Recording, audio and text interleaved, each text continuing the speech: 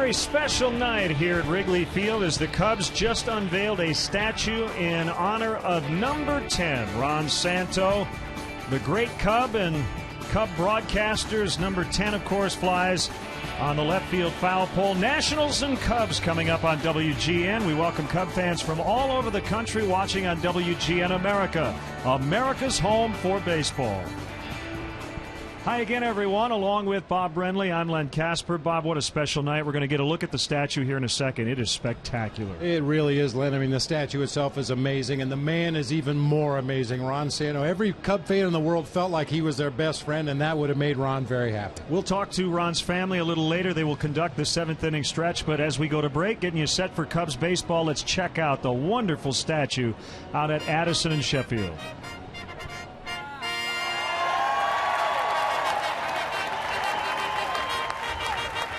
Back when we were gathering footage for my father's film, we came upon this instructional video of my dad giving a lesson on how to play third base. He had to be about 25 years old at the time, and he said this: when the ball is hit, you should always be moving forward on the ball. Never stay back on the ball and let the ball play you. You play the ball. That's how he lived his life. He never stayed back on the ball. He was always moving forward. Every challenge, all the adversity that came his way, he charged it like he was making a play at third base, grabbing it with his bare hand and firing it to first base. This statue really does symbolize that. He was a great father, a great man, a great inspiration, and we thank the Chicago Cubs and the Ricketts family for giving him a home forever, and for giving all of us, everyone, a place to have to come and visit. Thank you for loving him so much.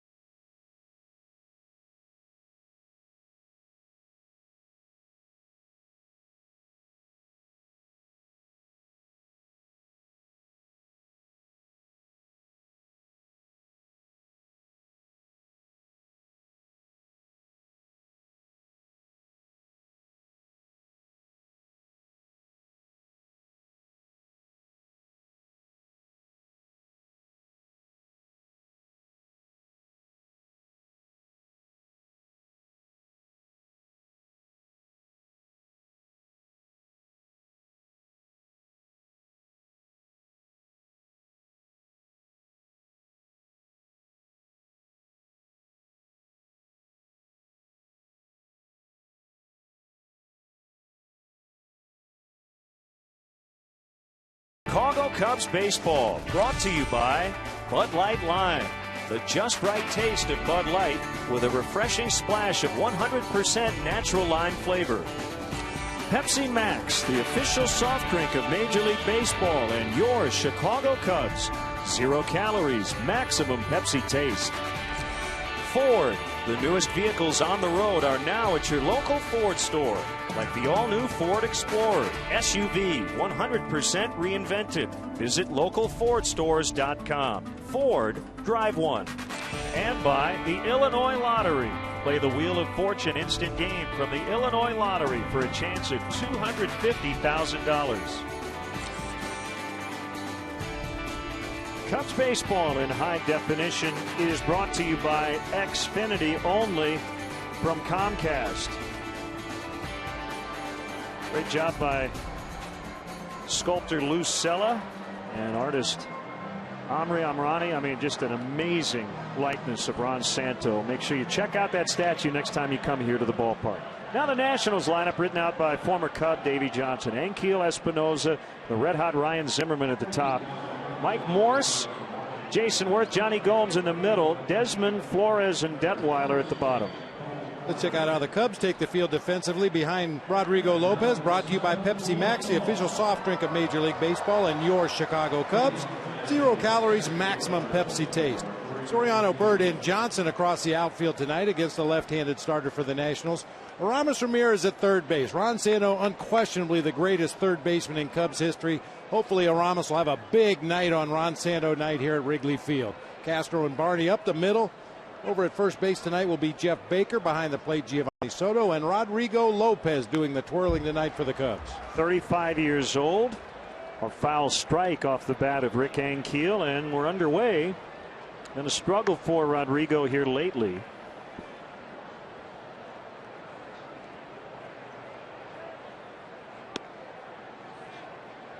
That one missed. 1 ball, 1 strike. The Nationals took game 1 last night after Monday's originally scheduled game 1 was rained out. 3-1 the final. Not a lot of offense, even with a wind blowing out, as Soriano in left will retire Ankiel.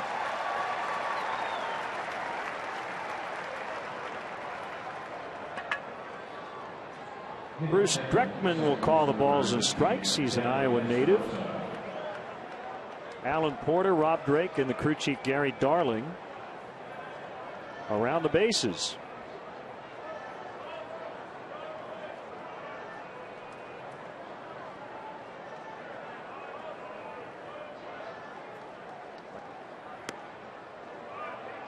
Ball 1 on Danny Espinosa, switch hitting second baseman. 70 degrees, very comfortable, and east wind. It's blowing in at 5 miles an hour, so really not much of a factor.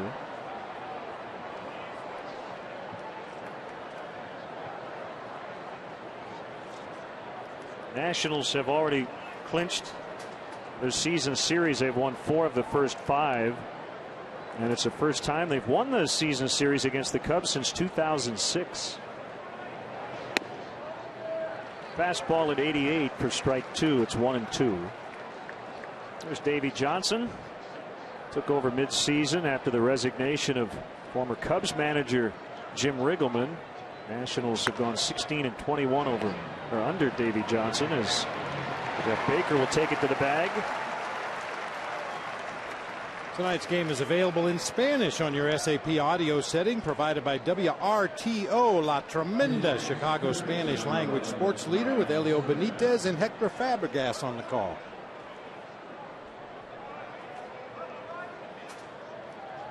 Here comes Ryan Zimmerman, who has a 17-game hitting streak. It's not the most noteworthy hitting streak in baseball. That one belongs to Dan Uggla of the Atlanta Braves,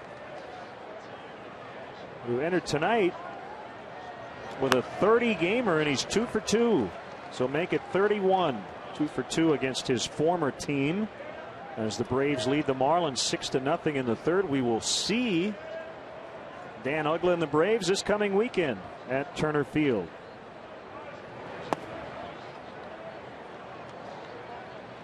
The home run ball was devastating for Matt Garza last night. It's been devastating for Rodrigo Lopez over the past couple seasons.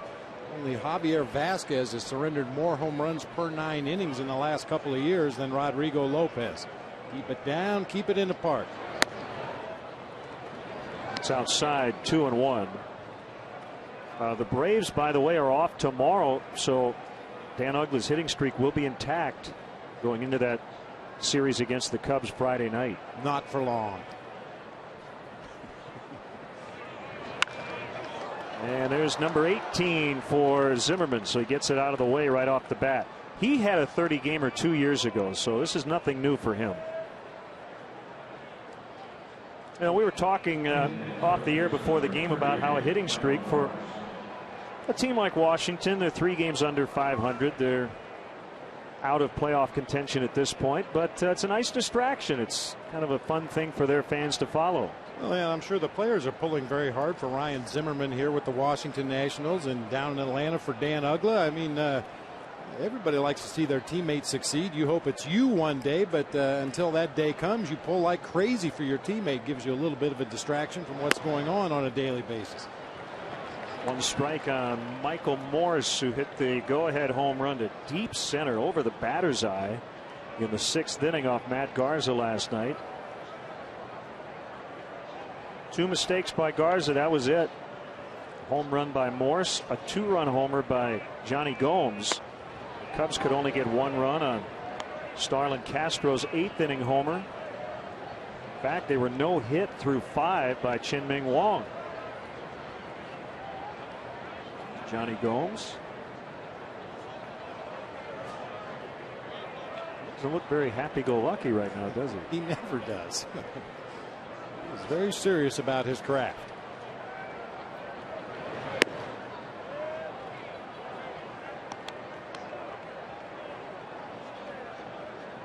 So is this guy. Man, as he turned into a beast. This guy has just awesome power, as he demonstrated last night. You mentioned that home run over the batter's eye in center field.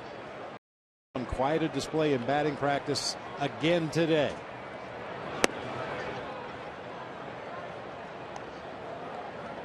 We'll have some more highlights of the Ron Santos statue unveiling ceremony as we move along tonight.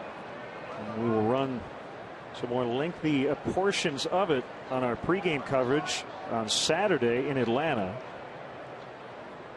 And it was just a wonderful ceremony, beautiful day, as Castro throws to second, and it gets past Barney and into foul territory down the right field line. Zimmerman coming around, he'll score. Morse on his way to third. There's a play there, and he's going to be saved.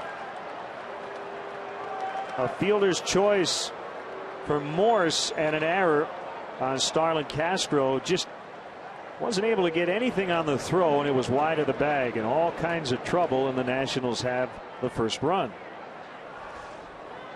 Well, a good decision to go to second base. Was going to be a tough play to throw across the diamond. Unfortunately, his throw is way to the outfield side of the bag. Darwin Barney tries to keep his foot on the base and stretch out and make the play, but once it gets past him, it's out there in no man's land. Reed Johnson with a long run just to get to the ball. By the time he picks it up, the Nationals were on the board with a runner at third base. Defense has been a problem for this team overall this year, but lately they had really tightened things up. So instead of getting out of the inning, Lopez has to face Jason Worth with a runner at third, trailing 1-0. A tough year for Worth in his first season with the Nationals.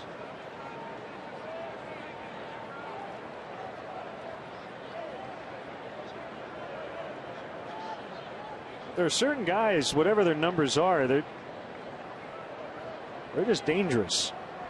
You always worry about them busting out of it.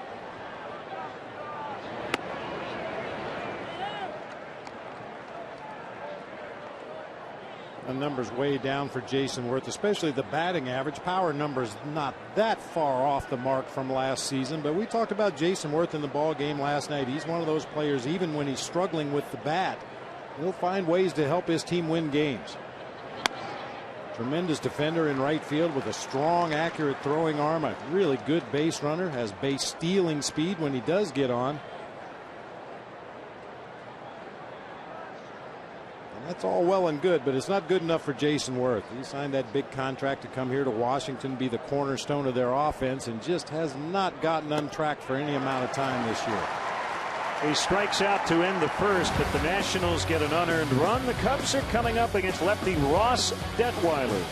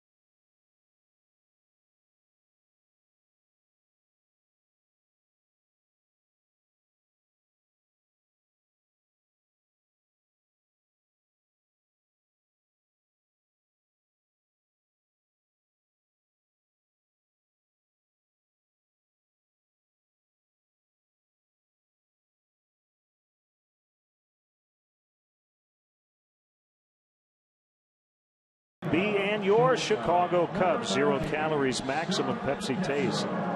Starlin Castro has a 10-game run streak. More on that coming up. Reed Johnson against the lefties in right. Ramirez back in there at third with Jeff Baker at first. Soto catching, Marlon Byrd in center, Alfonso Soriano in left. Darwin Barney plays second, and the pitcher is Rodrigo Lopez. Quick look at the Nationals defensively tonight. Johnny Gomes in left, Rick Ankiel in center, Jason Worth over in right field, Ryan Zimmerman and Ian Desmond on the left side of the infield, Danny Espinosa and big Michael Morse over at first base. Jesus Flores doing the catching tonight for left-hander Ross Detweiler. 6'5", 175. All drink of water out there. All elbows and kneecaps coming toward home plate.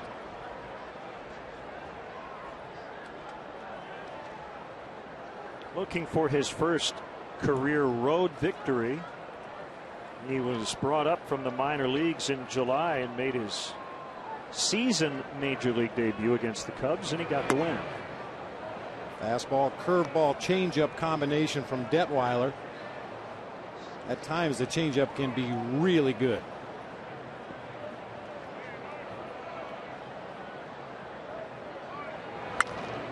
Back up the middle, deflected off the glove of Detweiler, who's mad at himself because Castro gets a hit. He's going to try to stretch it, and he's going to be safe. Oh, he slid off the bag.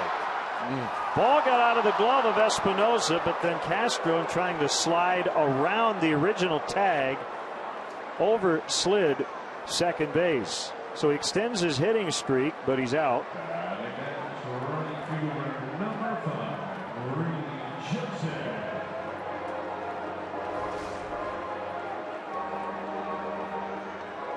Fortuitous glance there off the glove of Detweiler, but a nice recovery by Ian Desmond. The barehanded play throws all in one motion.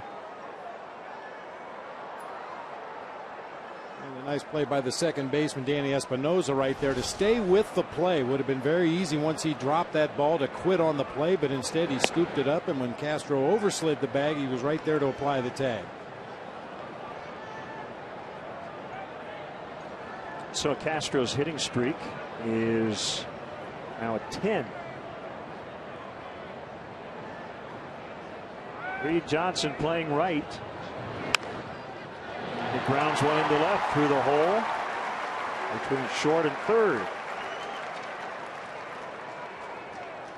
I want to let our AT&T Uverse viewers in Chicago and around the country on WGN America know that during every Cubs home game this season, if you go to Channel 780 or high definition Channel 1780, you can see a special multi-view presentation that shows you all of our different live camera angles here at Wrigley Field. It's pretty cool. So if you want to direct the game along with Skip Ellison, give a look to AT&T Uverse Channel 780 or HD Channel 1780. Ramirez scratched last night due to lower back spasms, but right back in there tonight.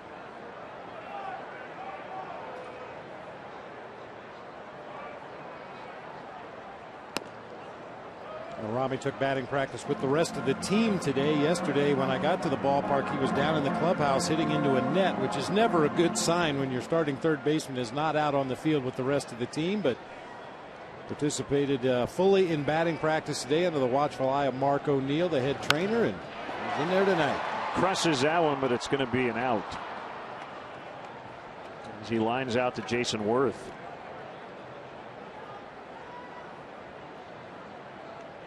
Ron Santo. The bad thing there is if they're not thrilled about sitting next to the person they're sitting next to, there's no choice. Yeah, you really have to coordinate that before you assign the letters. The O's and the N's could maybe move, but that would be it. Otherwise, you'd have Son Ranto.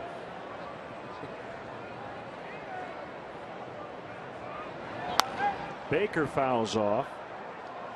Well, Billy Williams, Ernie Banks, Fergie Jenkins all spoke. Ron's roommate, Glenn Beckert, Milt Pappas, Gene Heiser, Randy Hundley, all former teammates on hand. Ricketts family, pretty much the entire Cubs organization, including many of the players. That was really great to see. Yeah, the timing was such that just as the Cubs finished their batting practice today, they went inside, put on a dry shirt, and came right out to the statue unveiling. Good to see that many players show up.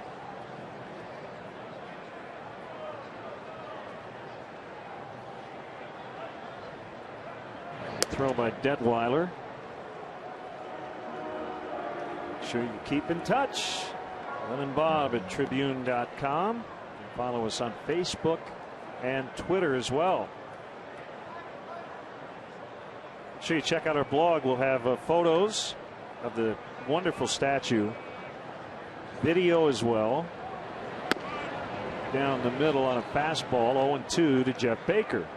And by the way, great job, partner, emceeing the entire event. Thank you. I never get tired of listening to your voice. You and Pat Hughes. I could listen to you guys all night. Pat. Most nights I do. You don't have a choice but to hear my voice. Slide step in the pitch. Blocked by Flores. 1-2. Ron's grandson Sam threw out the ceremonial first pitch tonight, caught by Kerry Wood. And the Santo family will play the Partridge family tonight. They'll conduct the stretch. That'll be fun. Bounce to Espinoza, and he'll get Baker, and the inning is over. 2 hits, no runs. It's 1-0 Nationals after 1.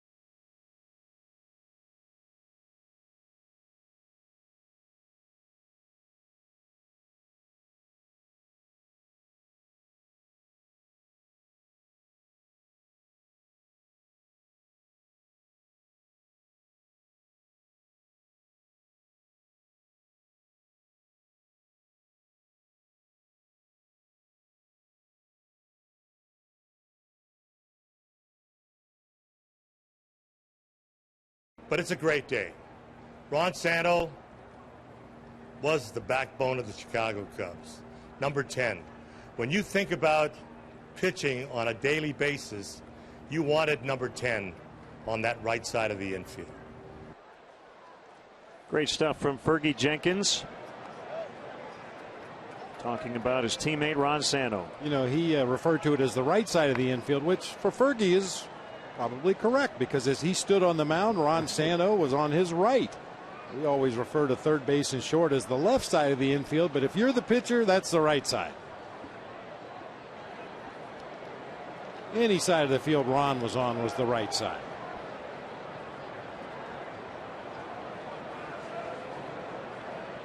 Johnny Gomes always seems to hit the Cubs well. Former Cincinnati Red. He was acquired by the Nationals back on July 26th. In exchange for a minor league outfielder and a left-handed pitcher.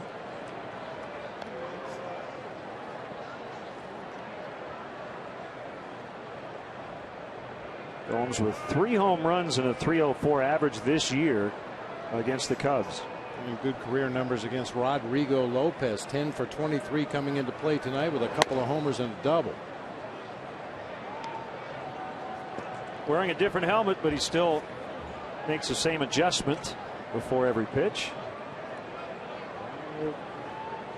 There.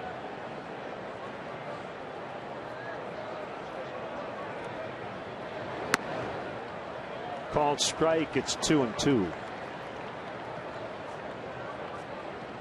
Double and a 2-run homer in the ball game last night, but he also struck out twice. If you ask him if he had a good game, he'd probably say, no, I struck out twice.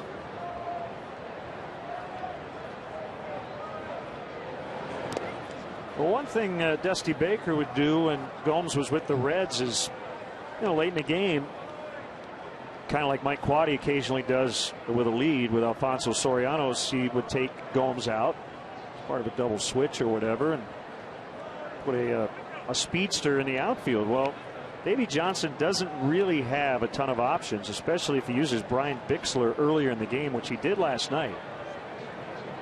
He only has a 4-man bench. They have an extra pitcher instead. Called strike 3 to get Gomes.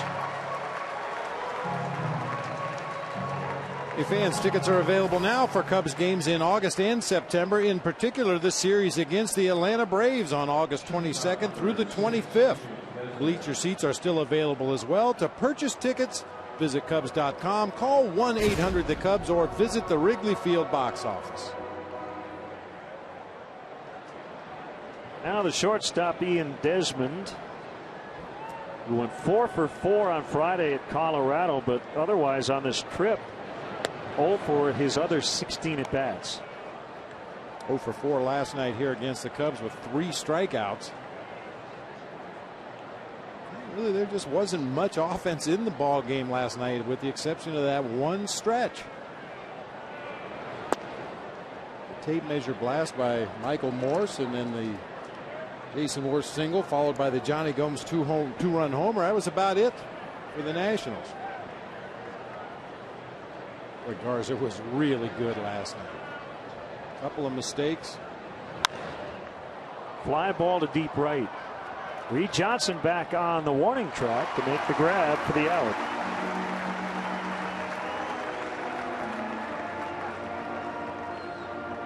The McDonald's Daily Double is back for just $1.89, but you don't have to remember it to love it. Prices and participation may vary. For a limited time, a la carte only.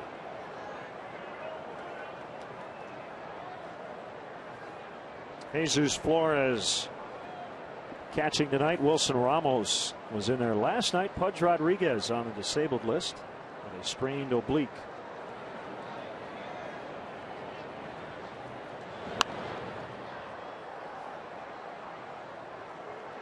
There's Garza on the right.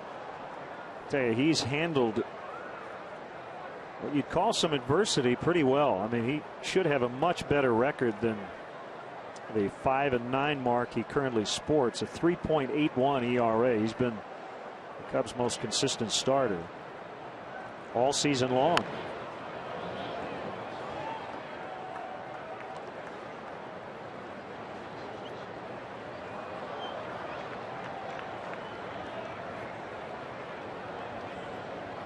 Whenever he has a game like he did last night, he just talks about his performance, whether or not it could have been better or not, and says that that's just the way it goes in terms of lack of run support. Marlon Byrd makes a catch as Lopez goes 1-2-3 in the second. Cubs trail on a beautiful night here in Chicago, 1-0.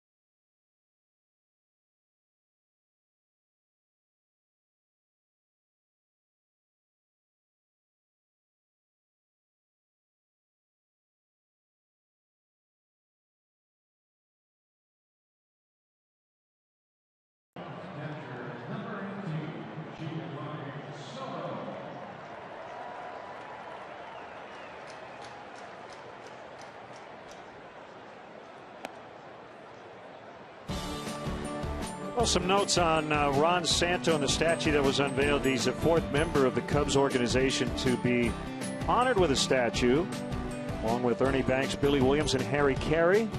And his work with JDRF to raise funds for juvenile diabetes research, just as Pat Hughes said, remarkable.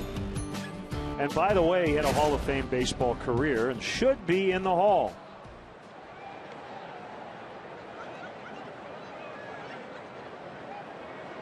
Bottom of the second. You know, you're preaching to the choir in this ballpark. Everybody here in attendance tonight, anybody that's ever seen Ron Santo play the game or watched the way he conducted himself in the radio booth, definitely a Hall of Famer. Giovanni Soto looks at a fastball for a strike.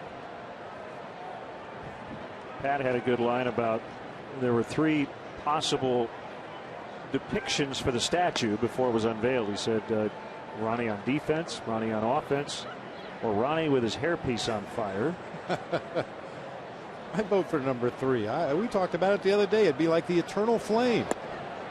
Walk by any time of day or night, any time of year, and that would be Ronnie with his hair on fire. The only problem with that, and I do like the idea, is that it happened at his least favorite ballpark, Shea Stadium. Just missed. 2-2 on the Cubs catcher.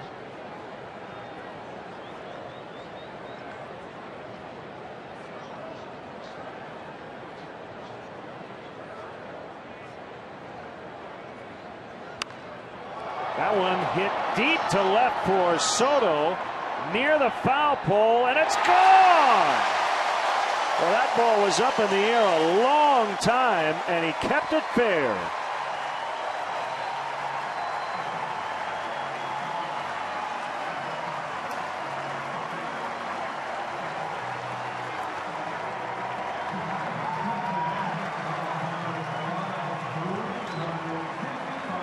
Unfortunately, not much wind blowing in from right field tonight. This one was able to stay fair. Our BMW ultimate drive of the game, Giovanni Soto, tying the ball game up with his 12th bomb of the year right down the left field line just inside the pole.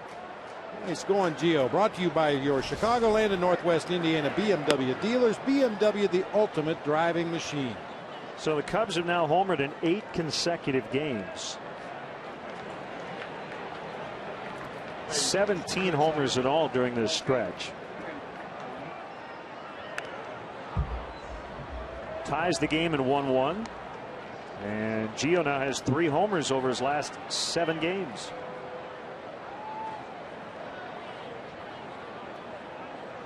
The ball was hit so high in the air, Len. If we'd had the same wind blowing we had a few days ago when it was howling in off the lake, that ball probably gets blown into foul territory. But just a very gentle breeze blowing tonight. Gio able to keep it fair right down the line.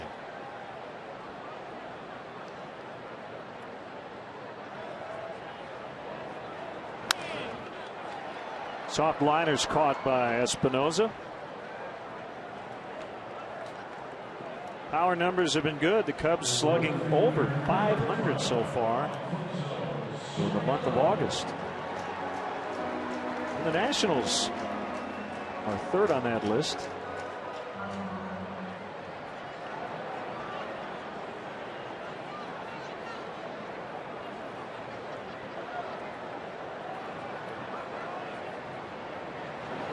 Bird and Soriano, former Washington Nationals, as Alfonso swings and misses.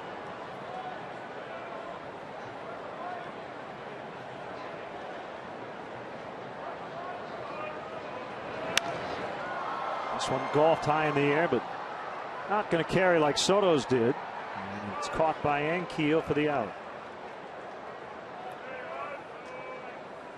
Cub fans, if you want to manage the game along with Mike Quaddy, log on to WGNTV.com right now. Click on the WGN Sports Game Zone banner to connect to all the up-to-the-minute stats and information while watching at home. Game Zone is sponsored by The Great Escape, pools, patio sets, play sets, hot tubs, and more. Second baseman Darwin Barney in that 8th spot.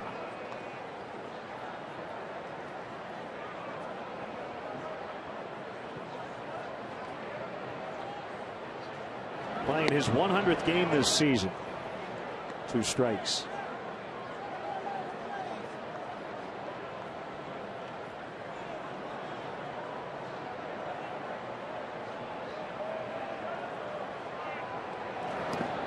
And he could not hold up. Strike 3 in the inning is over. Leadoff homer by Soto ties it at 1.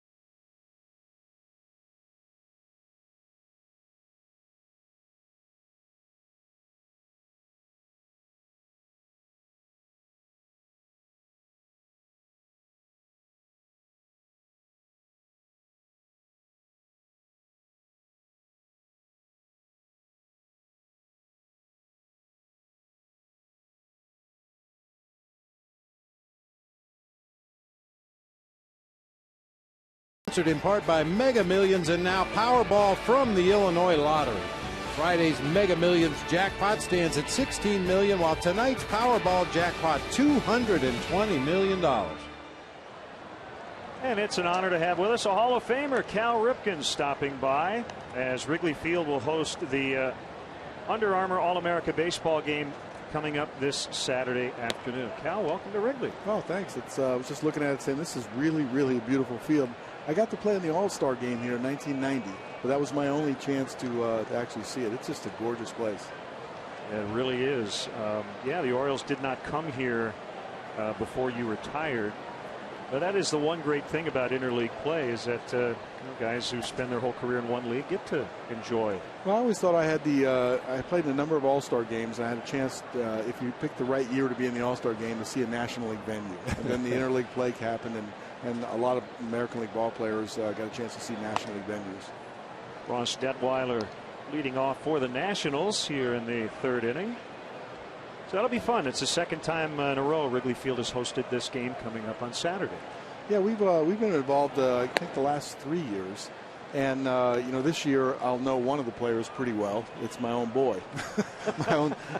Normally I have to be introduced to him, and we work with him. Brother Billy and I work with him and kind of give them some big league routines in the batting cages and those sorts of things. This will be Starlin Castro behind second.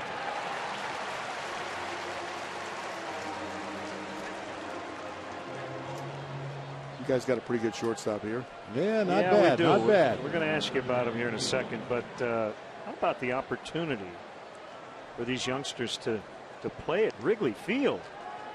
Well, I was talking to them a little bit today. I don't know if they fully understand. They know it's a big league ballpark, but stretching them back to the history of baseball all the way back and kind of that feeling that you had. If you think back to the '99 All-Star game when it was in Fenway and they had the All-Century team and all those players standing out there, you realized the generations of players that had played in Fenway. And this ballpark has as rich of a history. And I think the players will value it more when they start to learn more about the history of baseball. Game will be at 1:05 on Saturday afternoon, and make sure you come on out and check out some future stars Well, they got guys that are going to hit 95 on the radar gun, and they got guys that can reach straightaway center too. I've seen them play. These are the best juniors or coming seniors in the country. So it's a talented group of young kids. So Billy's going to be a manager and Larry Boa, correct? Yeah, they're both. They don't like each other a lot, so no, better. they love each other, and they both guys are good for the kids. And Billy's a card. You know Billy pretty well. Oh, yeah. He's managing the team that my son's on, so I'm kind of glad that Uncle Billy is Uncle Billy. as How Ryan, about that? as Ryan would call him, is managing him. He's all happy. 1-2 to Ankiel is outside. You 2-2. think Billy and Larry Boa. Didn't this guy used to be a pitcher? Yeah, he did. As a matter of fact, yeah. Back when I used to play, he abused me so bad in spring training, made me want to quit. I was just going to say, what are the odds that Billy and Larry Boa both go 9 innings without getting ejected? I think Billy's planning on getting injected just so he can go to dinner early. Well, there have been a lot of high school games here at Wrigley Field. In 1920, Lou Gehrig hit a home run here that landed on Sheffield. As a high schooler? Yes. That's a little bit before my time. How about yours, Yeah, Bob? I couldn't get tickets that day. Ankiel swings and misses, 2 down. I think we do have to remind the kids that that field out there is not padded. That wall out there, it might look really nice with the green ivy on it, but it's not padded. They're used to running into fences and not worrying about things, so that wall's not going to move. Yeah, the Bricks are undefeated. Some ticket information. Josh Vitters at one time participated in this game, and we have Cal in the booth. We have to make a Lou Gehrig reference, of course. And Cal, how much have you watched Starlin Castro? I haven't got a chance to watch him a whole lot. I know Troy Tulowitzki at the All-Star game in Phoenix said you ought to take more time to watch this kid. He's coming, as you can see in the first inning. I said, okay, you made a bad judgment on how you played that ball. And second, that's going to come with experience. Take a step back, maybe backhand it, but get yourself in a good position to make a good, strong throw. But you see the tools, you see all the great plays he makes. It's just a matter of putting it all together and being consistent. He's a pretty darn good hitter, too. I asked him when he got back from the All-Star game, who did you meet that you were in awe of? And he said, Cal Ripken. Well, I was being hidden in the dugout because I guess it was a secret that I was throwing out the first pitch for the home run derby. I didn't know that was an honor. But 10 years ago, I was in the All-Star game and was elected the MVP because I hit a home run. 20 years ago, I won the home run derby, so it seemed like it was appropriate for me to go throw out the first pitch. But it is really cool being in the National League dugout as all the players come out. Yeah. I'm a big guy for the position of shortstop, but I'm still fascinated being around all the guys. You watch them on TV and you go, I had no idea this guy was that big, or this guy was that strong, or that guy looked that way. Tulowitzki is really put together. He's put together, isn't he? Yeah. And then you got to think about it. I always thought I had some protection. I was 225 when people would come into me at second base. And when you're taking a second baseman out, usually you thought of the little guys, and it was easy to flip them. When you come into Troy, he's going to put a hurting on you if you put your arm up. Another 0-2 is way inside. Well, if you had 20 seconds for a 21-year-old shortstop to say, this is what you can look forward to as your career goes on, what would you say? Well, I mean, my dad used to always say we try to put 40-year-old heads on 20-year-old bodies, and it doesn't work. You got to experience things. You got to go through. Don't be so hard on yourself. Just start to learn from your mistakes because you're going to make them. I made 32 errors in my rookie season in rookie ball, and then I also, not too long after, made 3 errors the whole season. So once you start to get it, once you start to figure it all out, it's going to happen at its own timetable. Don't force it. Just be yourself. Have fun. Espinoza will fly to deep right. Reed Johnson with a beat on it. He will make the catch. Hall of Famer Cal Ripken, thanks for stopping by. Looking forward to the big high school game coming up this weekend. For tickets, 1-800-THE-CUBS here at Wrigley.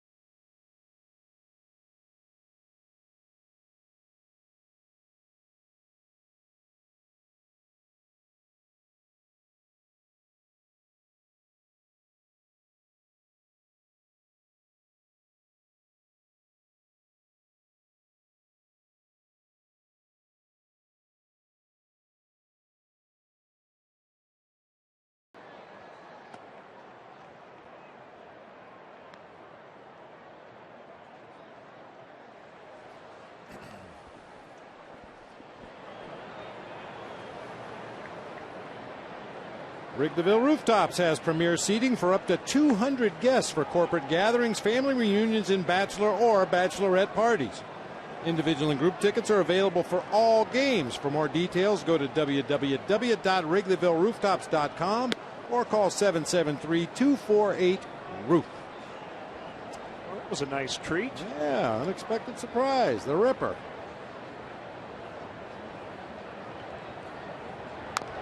Lopez bounces foul.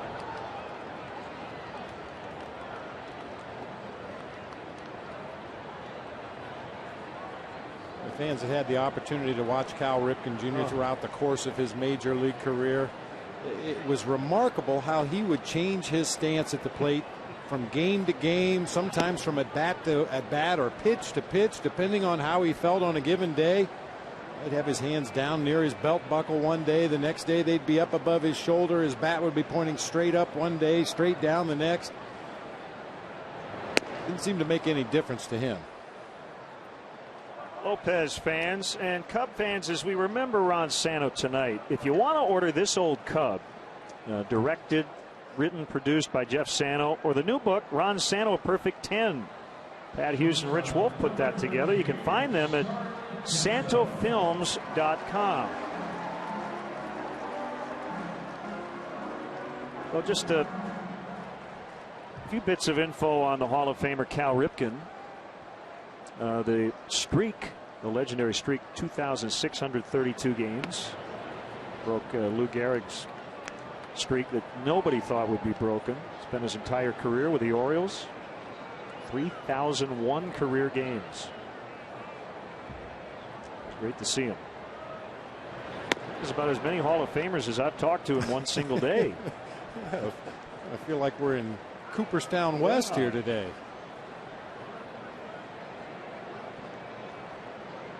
Wind has died down and it really wasn't doing much when we started. Very calm evening. Castro bounces foul past third.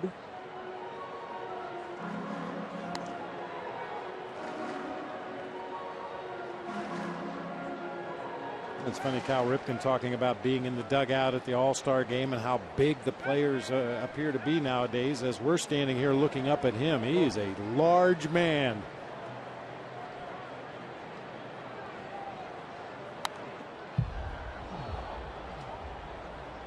I mean, there have been tall shortstops in the history of baseball. I think of Mark Belanger, but he was tall and slender. Cal Ripken looks like a tight end.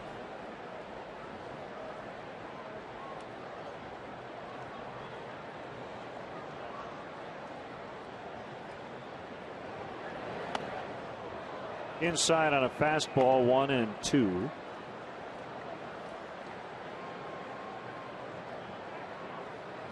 Well, they might be trying to set him up for a changeup as Johnson gets ready.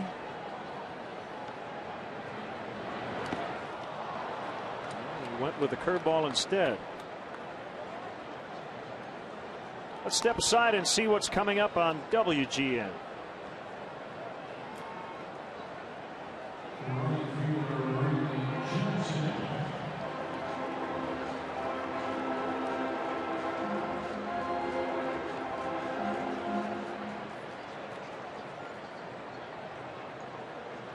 Gorgeous night here in Chicago as the Cubs honored Ron Santo before the game.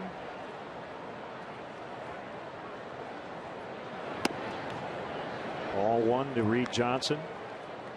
It was really standing room only out at Addison and Sheffield. Including the rooftops across the street. People standing on the ramps at Wrigley Field, peeking out through the chain link fence at the ceremony. And as you mentioned, the streets were just packed with people. Even had a fire truck make its way by in the middle of the ceremony.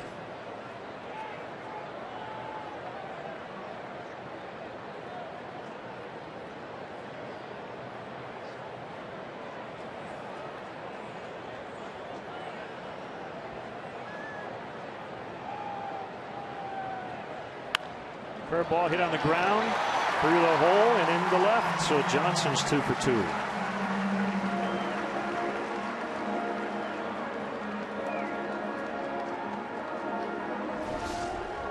Piece of hitting that time by Reed Johnson. Waits back on the off-speed breaking pitch at 79. You see Ryan Zimmerman drawn in to protect against a possible bunt. And Reed slaps it right by him into left field for his second base hit of the game.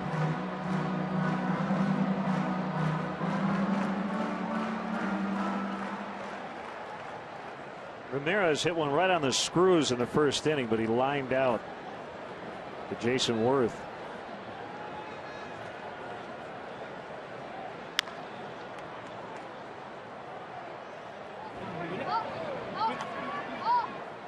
As we near sundown.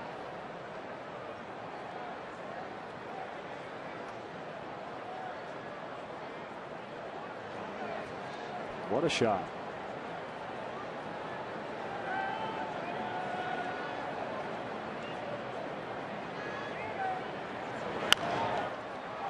Picked up by Zimmerman. They get one at second to end the inning.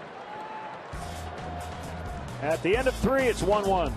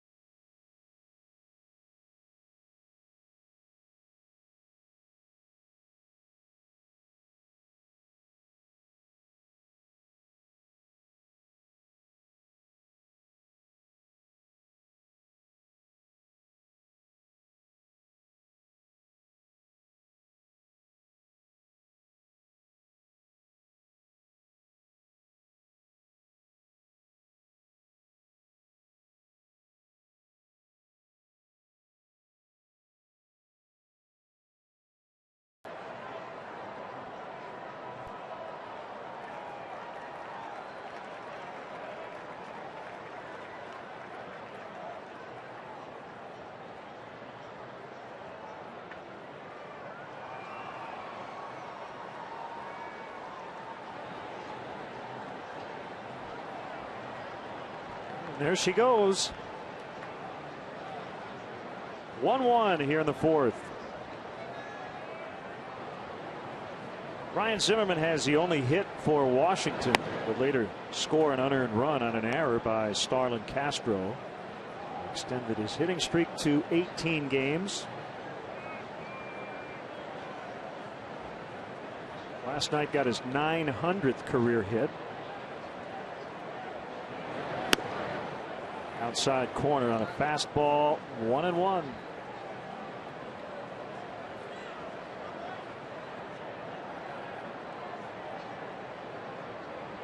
Talked about Davey Johnson and his style of play when we were in Washington. Certainly was influenced by Earl Weaver. He likes that 3-run homer. Who doesn't? He really likes it. Yeah. Doesn't like to take unnecessary chances on the bases. Pointed right to Ramirez. That's the first out. See Wrigley through the eyes of former Cub players in our all-new VIP Living Legends Tour. This once-in-a-lifetime opportunity gives you the chance to hear the stories from the players who lived them firsthand. Join legendary former Cubs player Steve Trout on Saturday, August 20th at 11:15 in the morning. For more information or to purchase tickets, call 1-800-THE-CUBS or visit Cubs.com.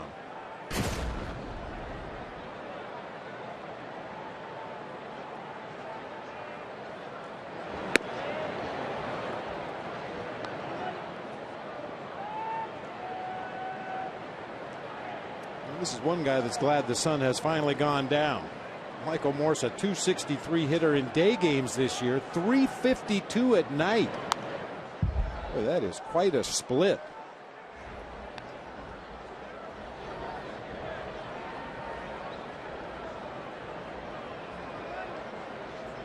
Well, we thought we were going to have 3 night games in this series, but with the rain out Monday, a 1:20 makeup tomorrow afternoon.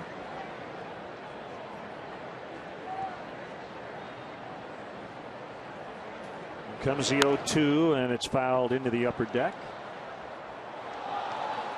Oh, what a play. The young dad holding his child in one hand and made the catch with the other hand.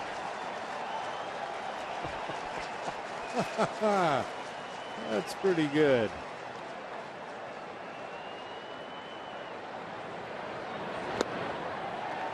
Swing and a miss for out number 2. Well, this is a web gem if I ever saw one. Piece of cake. Nothing to it.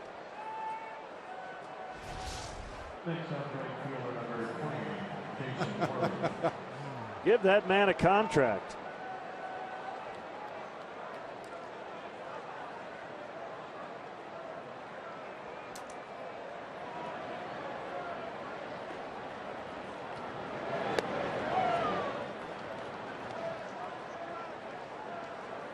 Breaking ball strike to Worth.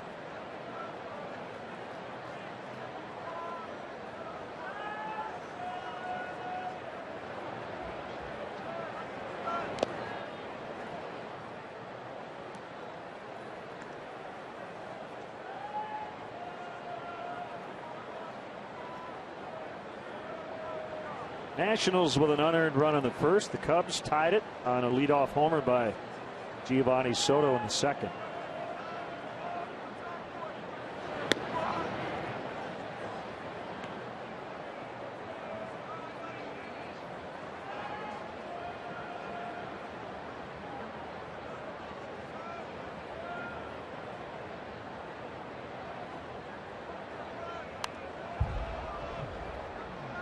Big day of sports here on WGN on Saturday. We'll have the Cubs and the Braves from Atlanta, but the action starts with the Arlington Million horse race at 5 o'clock live from Arlington Park. The world's greatest turf horses go 1.25 miles in the 29th running of the Million. Dan Roan and Howard Sudbury will have all the action from what should be a great day at Arlington.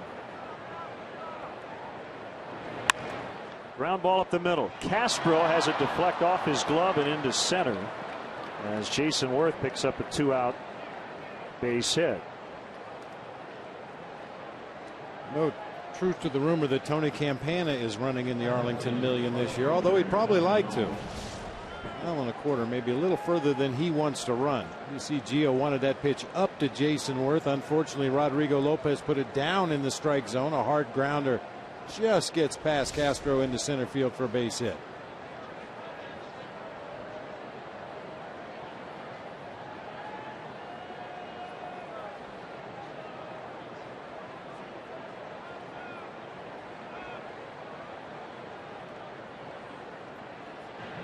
Check on Worth. He was 14 out of 17 in the stolen base department.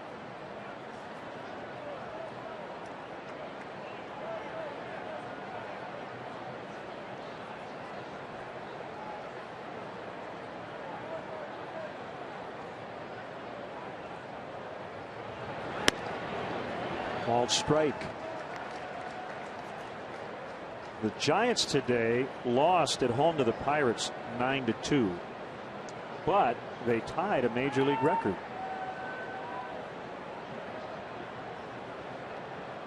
They hit their 19th consecutive solo home run. Tied the Philadelphia Phillies 1914 record. The last home run they hit with anybody on base was July 6th. Kind of a quirky record. The last 19 home runs have come with nobody on base. Pablo Sandoval off Jeff Karstens today. Karstens got the win. He beat Jonathan Sanchez.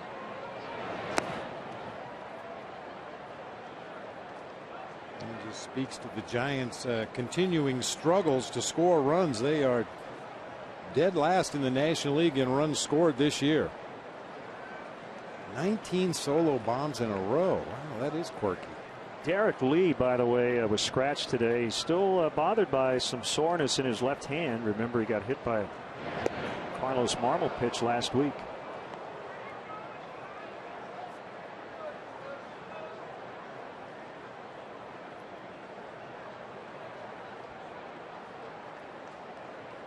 Remember, over the weekend, Brandon Phillips injured his ankle. Now he's got an elbow injury.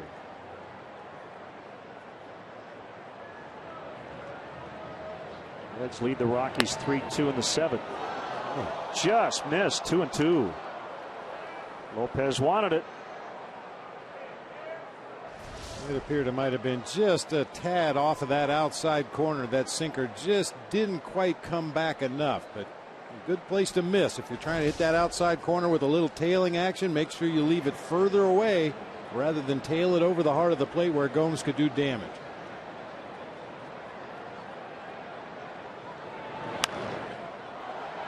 He got under one as Soriano and left underneath to end the inning.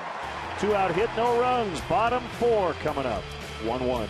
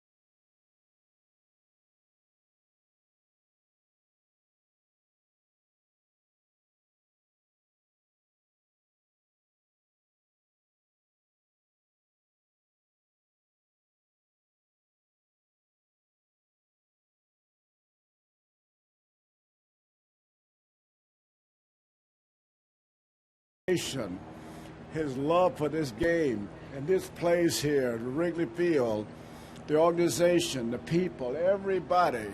Ron Santo did not have an enemy. He loved everybody.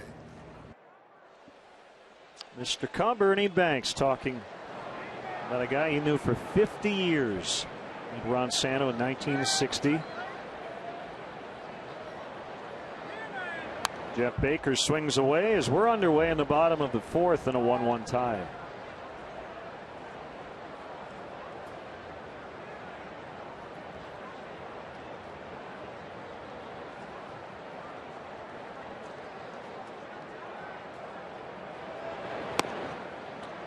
Changeup missed outside. I mentioned Detweiler has never won on the road. 15 previous appearances in 9 starts. 0-7 with a 4.89 away from Nationals Park. Another changeup, 1-2. Most of his time this year at AAA, and in over 87 innings gave up just 4 home runs. Well, he's allowed 1 tonight to Giovanni Soto. Called strike 3 on a fastball.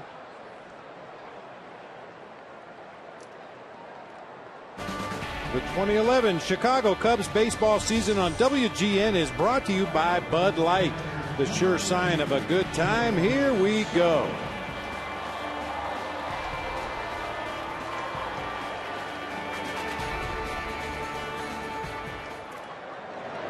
Here is Soto. Second homer allowed this year by Detweiler to the Cubs. Aramis Ramirez got him for a 2-run shot on July 5th. Only runs Detweiler allowed. Nationals 3-2 win.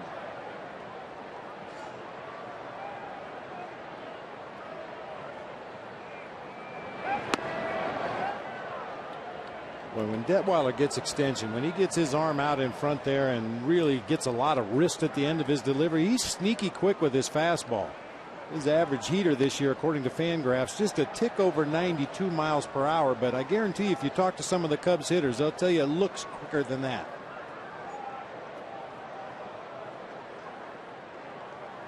He's from St. Louis. He went to Missouri State. Curveball just missed that inside corner. 3-2.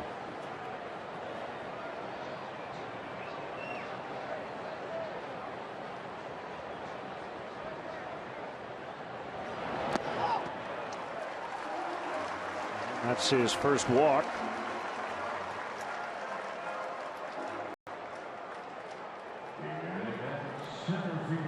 Hey fans, check out the new Cubs Kids Club presented by ComEd, the official kids club of the Chicago Cubs. Help your favorite young Cub fan earn his or her pinstripes as a member of the Cubs Kids Club, and they'll receive kid-specific perks, experiences, and merchandise throughout the 2011 baseball season. Visit Cubs.com to sign up today.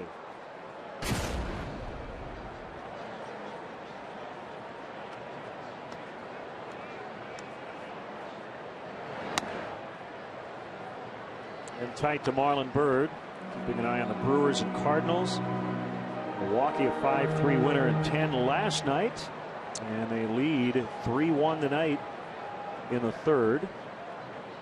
Randy Wolf against Jake Westbrook. The Brewers have a 4-game advantage, and they've won 5 in a row.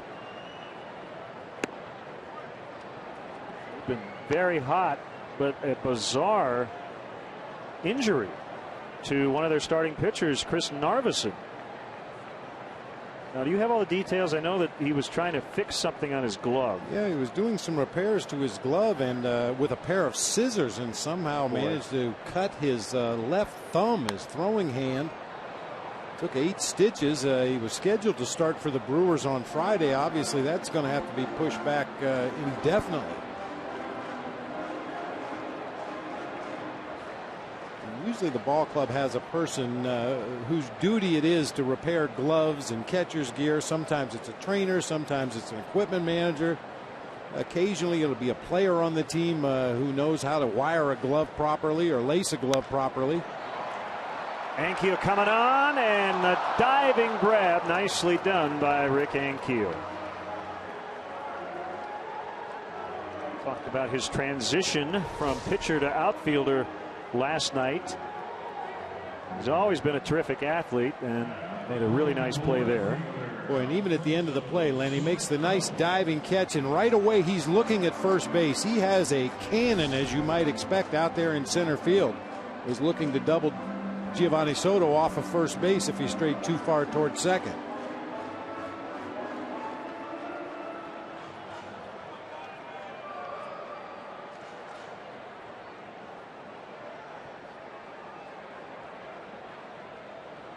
Well, the Narveson story is a good example of how these guys are human beings, are going to make mistakes. I mean, a lot of people would say, what in the world could you be thinking? But how many stories have we heard of guys trying to iron their clothes while wearing their clothes and burning themselves? Worth comes way over the slide. It's going to drop, get off the wall, and Soto will score. And Soriano has a double. And it's 2-1 Cubs. place as he plopped it down that right field line. Worth had a lot of ground to cover, could not get there in time.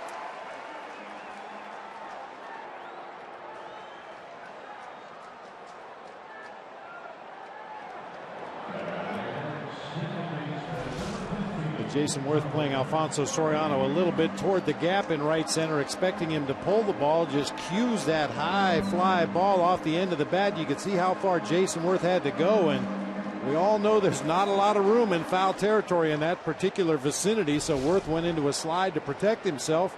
Gio on the move the whole way, scores from first base to give the Cubs a lead. They will now intentionally pass Barney to first to get to Lopez, the pitcher. Soto has scored the 2 Cubs runs. He knocked himself in with a homer in the second, walked and scored all the way from first on the Soriano double.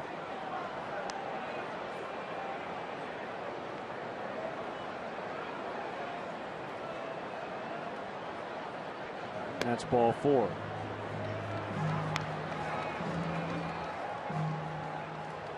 Second intentional walk for Darwin Barney this season.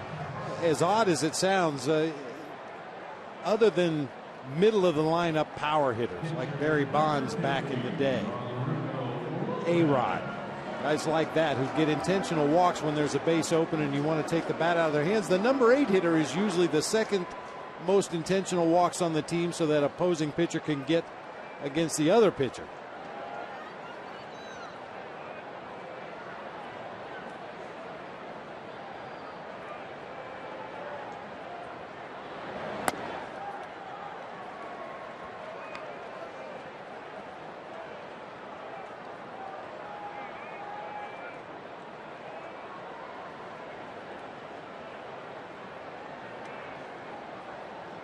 Lopez 1 out of 13 on the year, putting a strikeout his first time up. And this one will drop for a base hit. Soriano coming around third. Ankiel will throw to the plate, and Soriano ended up holding at third. And it's a good thing he did. He would have been out by about 40 feet.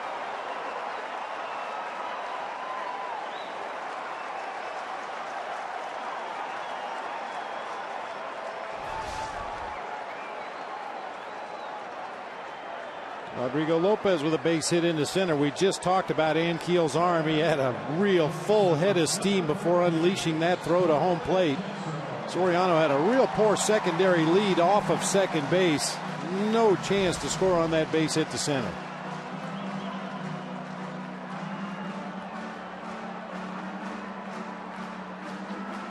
Well, we've talked about Alfonso a lot. You know, he's had leg issues throughout his Cubs career.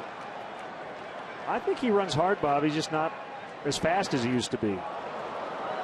Well, and as I mentioned, didn't really take full advantage of the fact that neither middle infielder for the Nationals was even close to him at second base. He probably could have had another 3 or 4 or 5 steps on his secondary lead, maybe giving him a chance to score on that ball to center field. But once again, with Ankiel charging as hard as he was, throwing arm that he possesses, just no chance to try to send him. Yep.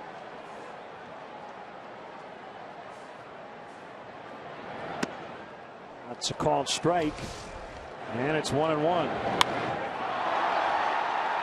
It just seems to take him a while to get going, and the other thing is he looked over his shoulder with 2 outs. Yeah, no need to do that. That's why the third base coach is there. He's watching the play behind you. Your job as a runner is just put your head down and go as hard as you can.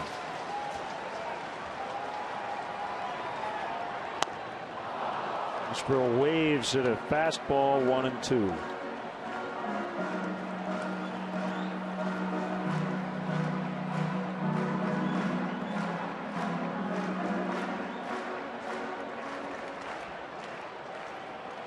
As good as Starlin Castro has been in just about every possible situation this year, he has not been real good with the bases loaded. Only 2 for 10 this season with the sacks full. Chased another bad one, and that'll end the inning. Cubs get the lead, however, on the double by Soriano.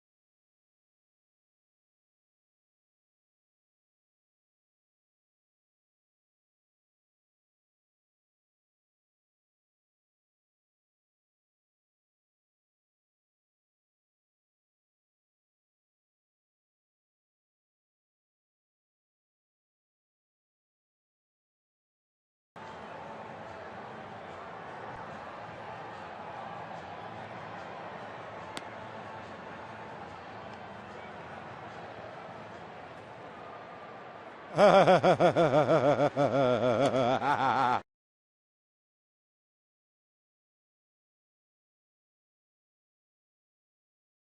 footlongs from Subway. Just be the 500th texter to text Subway to 97999. Go to WGNTV.com for complete information and rules. 2-1, the Cubs with the lead as they try to even up this 3-game series. Cubs won 7 in a row following a 5-game losing streak, but after the winning streak, they've dropped their last 2. Before we get underway here in the top of the 5th, Len, I'd like to just take a moment and wish a happy anniversary to my lovely wife, Joan. 37 years. Congratulations. Keeps getting better every day. Happy anniversary.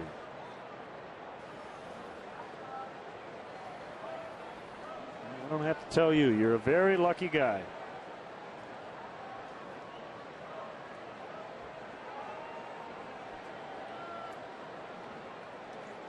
What do you got planned afterwards? You gonna order a pizza? No, not tonight. You know, that's the unfortunate thing about the baseball season and the schedule. Sometimes celebrations have to be held in advance or put off for a week or two, so we're not really going to do up the town until next homestand. Okay.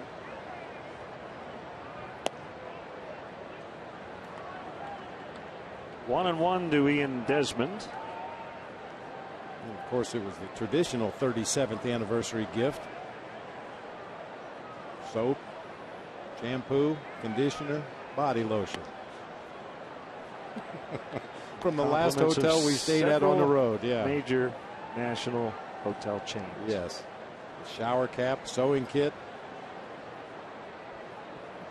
And mint from the pillow. Castro picks it up, the spin, the throw, the out. Yeah. Wow. Well, Ian Desmond made a fantastic play last night. That one was just about as good.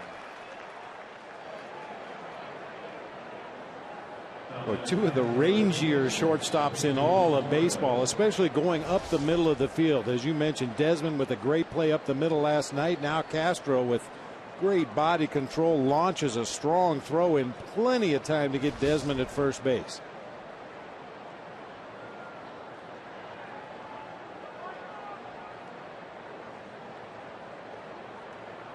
Pitch to the catcher, Flores. Catches the outside corner. I want to send out get well wishes to Dave Riviera, Central DuPage Hospital. I want to send out best wishes to Marla Wozniak at the Simon Cancer Center in Indianapolis, watching us tonight on WGN. Picked up? Nope, not picked up. That is an error on Soto, second error on the Cubs tonight.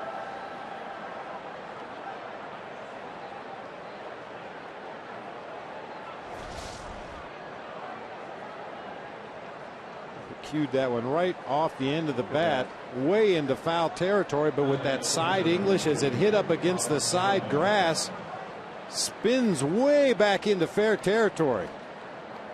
And Gio with an awkward line coming out from behind home plate. Initially he was just going to go down the first baseline and touch that ball in foul territory, but when it spun back fair, just wasn't in a good position to make the play.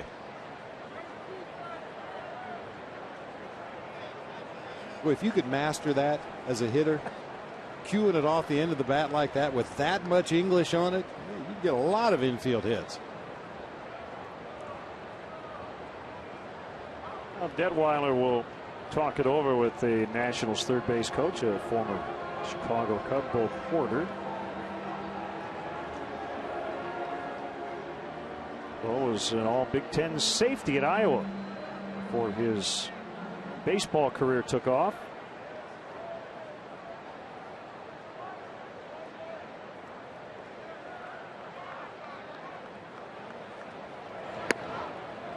At the knees for a strike.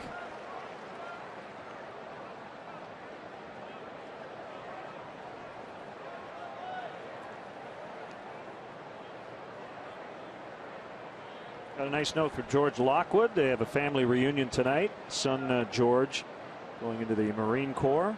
Wish him the best of luck. Popped up. And Soto will make the catch in foul territory. When you play the Wheel of Fortune instant game from the Illinois Lottery, you could win one of 5 top prizes of $250,000, or one of over 52,000 additional prizes ranging from $50 to $1,000 instantly. Ankiel 0 for 2 tonight, but pretty hot coming into action tonight.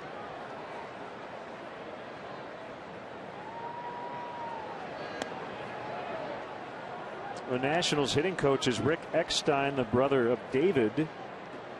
And Rick Ankiel worked with Eckstein in AAA with St. Louis back in 07. He had 32 home runs in 102 games. Yeah. Rick Eckstein jokes that his brother got all the talent, he got all the looks.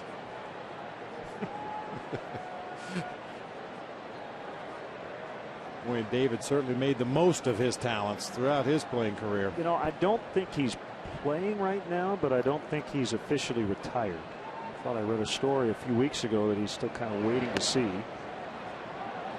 wants to make a comeback.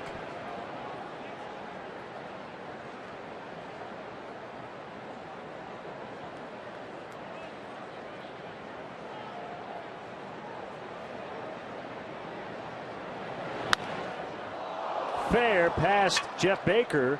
That kicks right to Reed Johnson. That's fortunate for the Cubs. That's going to keep Flores from scoring. Second and third, 2 outs. It's a double for Ankiel.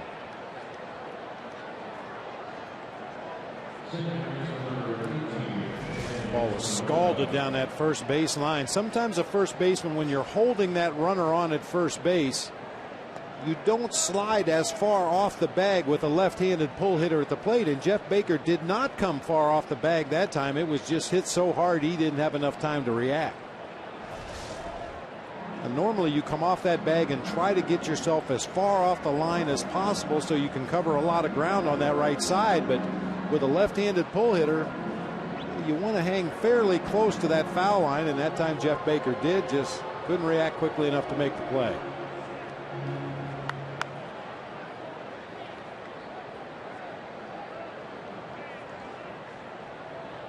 Well, you've got first base open and a left-handed hitter at the plate, but you have the hottest hitter in this lineup on deck.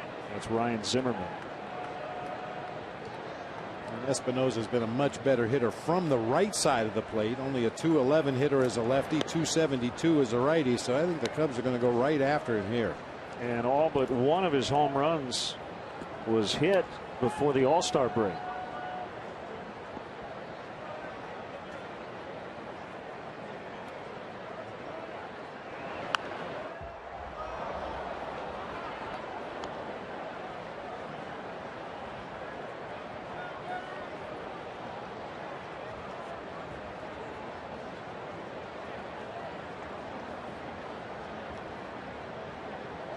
Those numbers since the All-Star break, covering 23 games.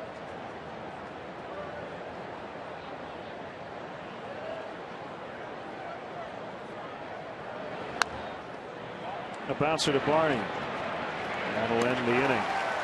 They leave a couple in scoring position halfway home on this lovely Wednesday night. Cubs lead 2-1.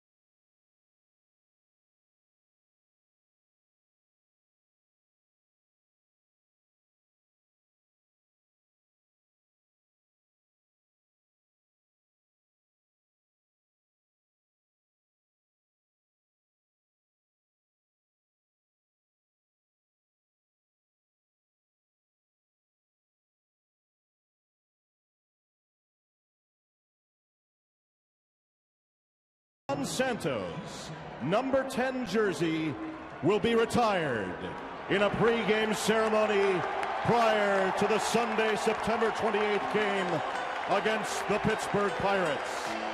Congratulations, Ron Santo, one of the greatest Cubs of all time. Great moment back in 2003. Ronnie called that his Hall of Fame, having the number 10 retired by the Cubs.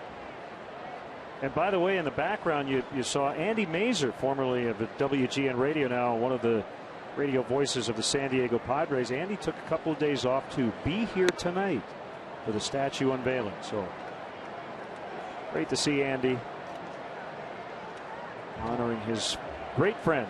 Yeah, not only Andy Mazer, a number of Ron's friends from around the country made it a point to be here for the celebration today, the unveiling of the statue, and I'm sure Ron would have appreciated that very much. And also a special night for Gary Pressey, playing the organ here at Wrigley Field for the 2,000th time since 1987. And Mr. 2000, Gary Pressey.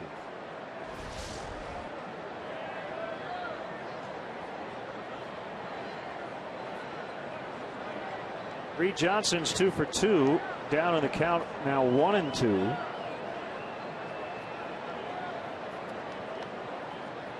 Gary said the other day, the one song he's waiting to play: "We Are the Champions."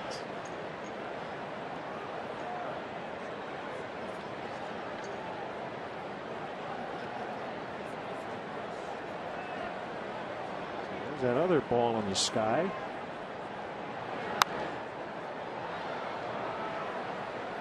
We check in on the Cubs' upcoming schedule, brought to you by Lincoln. It's not just luxury, it's smarter than that. Feel smarter at Lincoln.com. Makeup game tomorrow, and then off to Atlanta. Cubs and Braves for the first time this season. Friday night, they'll be retiring number 6 in honor of Bobby Cox in Atlanta. We'll have a special leadoff man as Reed Johnson leads the yard. 3-1. He's 3 for 3 tonight, and that's his 5th homer of the year.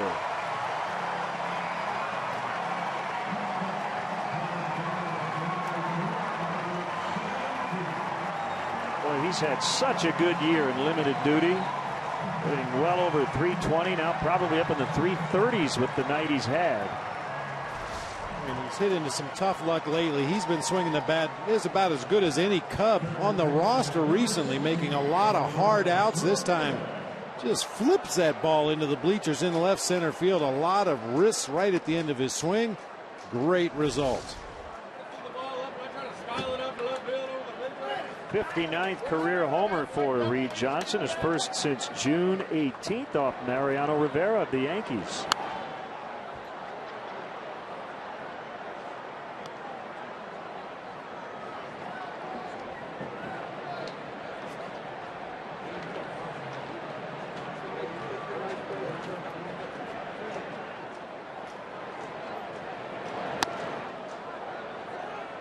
Two and one. They'll have sellout crowds in Atlanta Friday and Saturday night. Bobby Cox night Friday as a ball got out of the Nationals bullpen. And then Saturday night they will honor the 91 NL champs. 20th anniversary.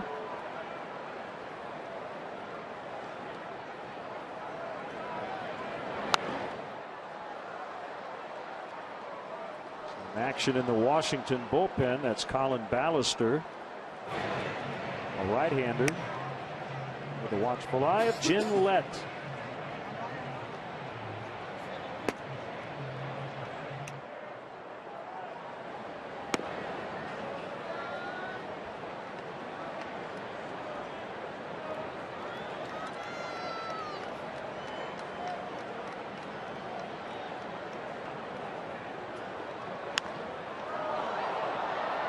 We saw that activity in the Nationals bullpen. Right-hander Colin Ballister, and part of the reason for that is Detweiler's career numbers.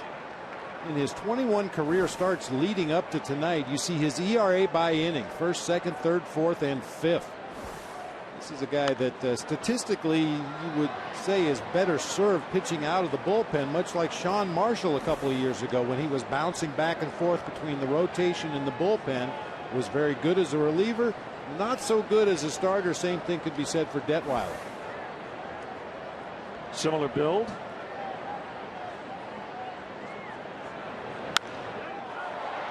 Deep to right, and Worth will catch it. The 27th annual Cubs convention will take place at the Hilton Chicago on January 13th, 14th, and 15th, 2012. Rooms are available now by calling the Hilton Chicago at 312-922-4400 and asking for the Cubs convention rate. Weekend passes will go on sale in early November. For more information, as always, visit Cubs.com.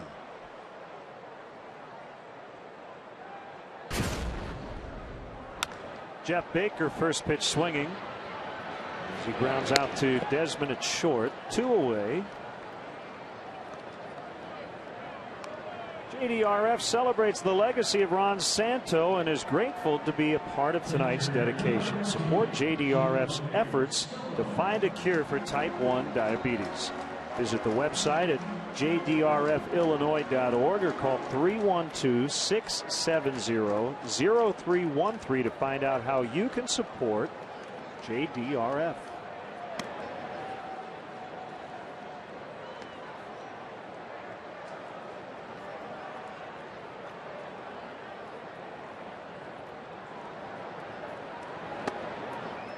I think ultimately the legacies Ron Santo would want to leave and has left, the most important ones, his family. And Soto out to deep right center. Worth will get it. Long running catch by Worth, and all the money raised to support JDRF. 3-1 Cubs.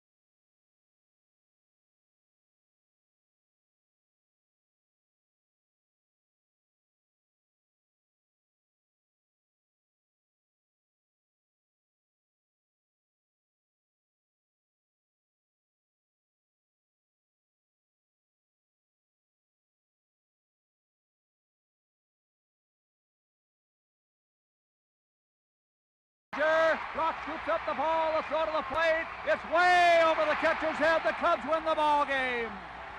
Whee! What a finish. Wow. Oh, brother, look at them all grab Kessinger, would you? And Santo.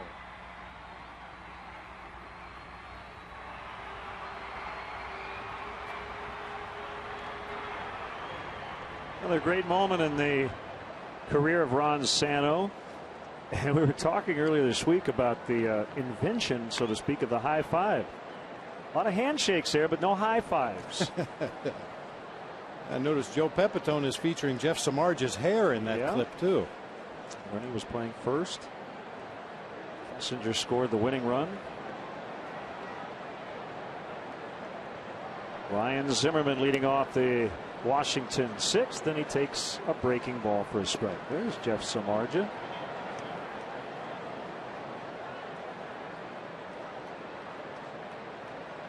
And I think because of some of Rodrigo Lopez's struggles with nobody on, a 2-run lead here in the 6th, and Quaddy has action in the bullpen. Castro gobbles it up. They have changed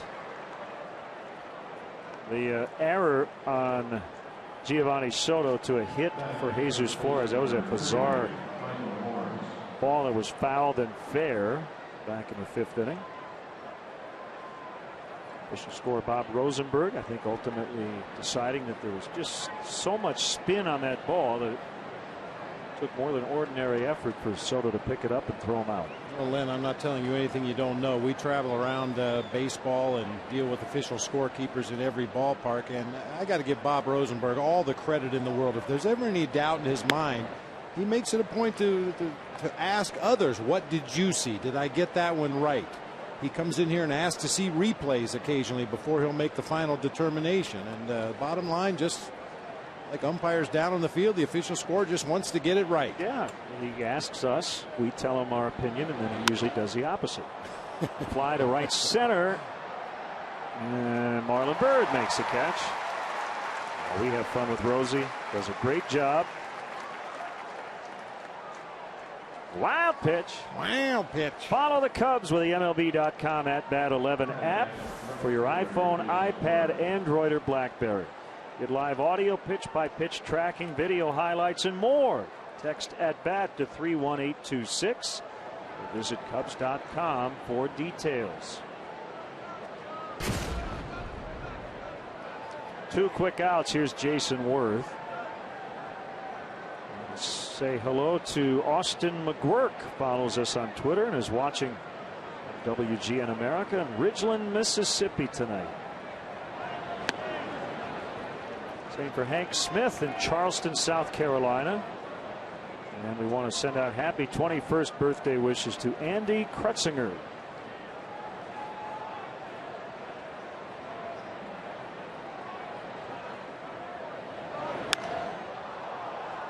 High and deep to left, and Jason Worth has cut the lead to 1. With his 14th of the year, he made that look easy.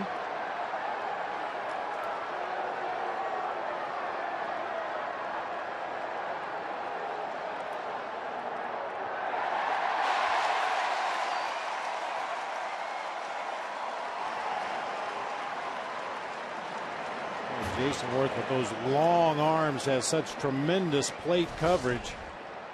When he gets that kind of extension and gets the ball on the barrel of the bat, it's going to go a long way.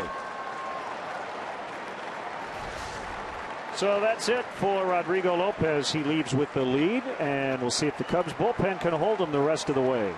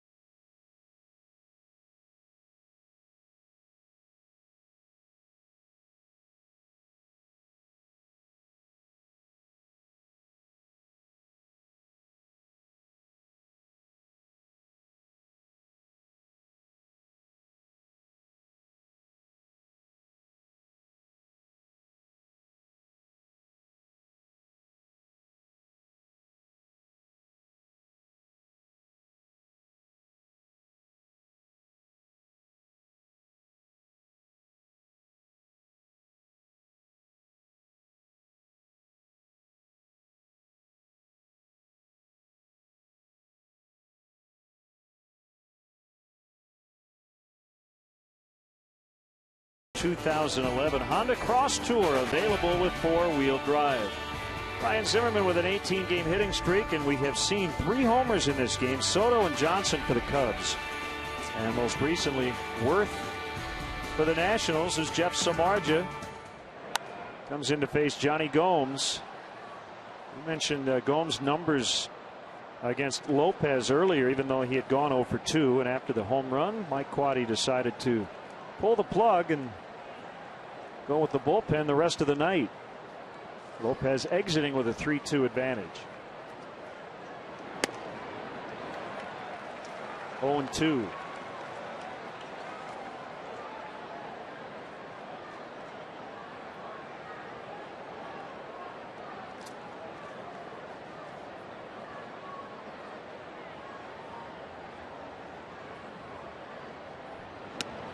Called strike 3.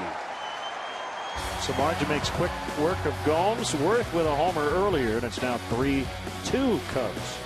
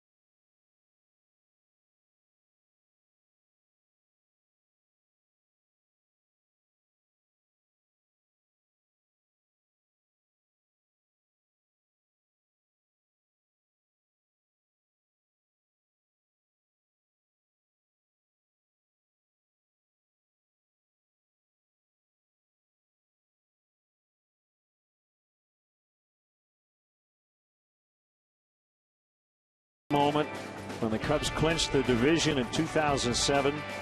Ron Santo and Kerry Wood in the visitors clubhouse. In our Xfinity high-def shot of the game, Ron's grandson Sam throwing out the first pitch tonight to who else? Kerry Wood. What a moment. Yeah, yes indeed, young man.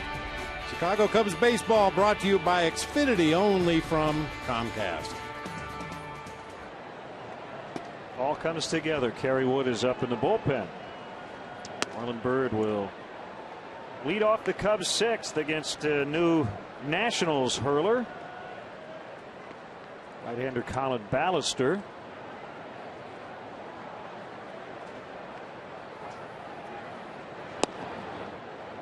Curveball missed.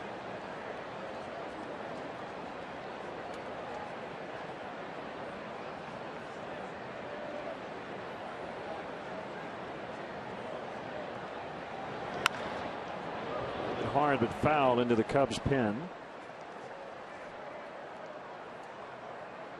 And there it sits.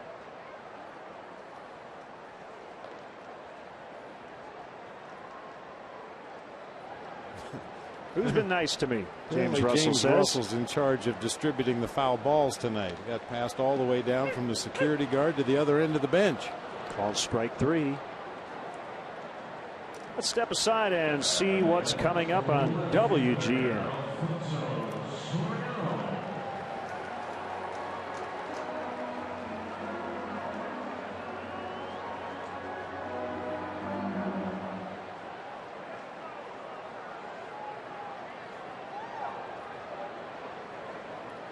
If the lead holds up, this guy will get the game-winning RBI. Soriano with an RBI double in the 4th.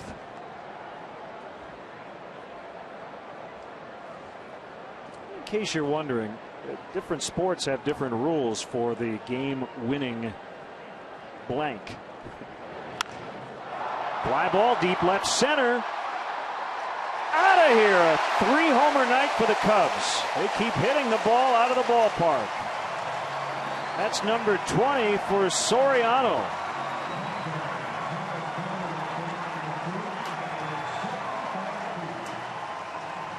The ball really jumping tonight.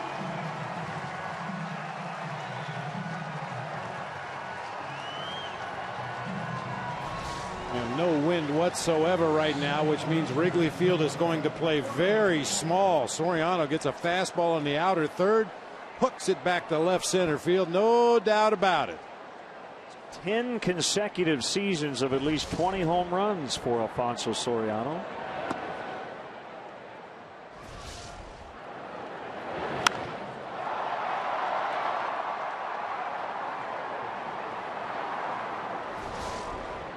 They get that 2-run lead right back after Worth closed the gap in the top of the inning.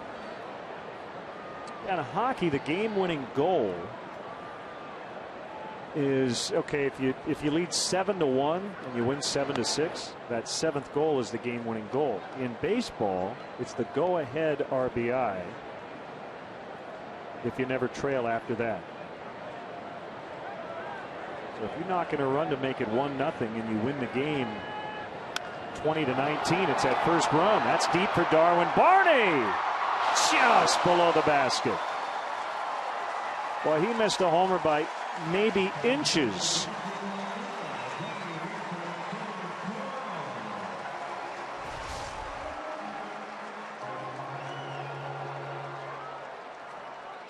He was not going to assume it was a home run. Safe at second, safe and secure, New York life.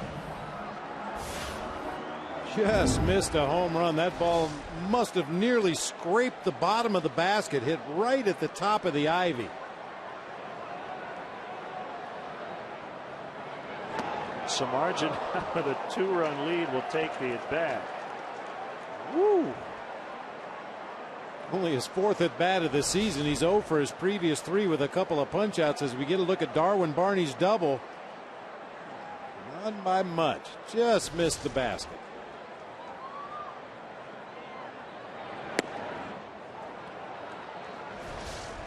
This is a swing of a guy that knows he's not going to get very many at bats. He's not going to get cheated.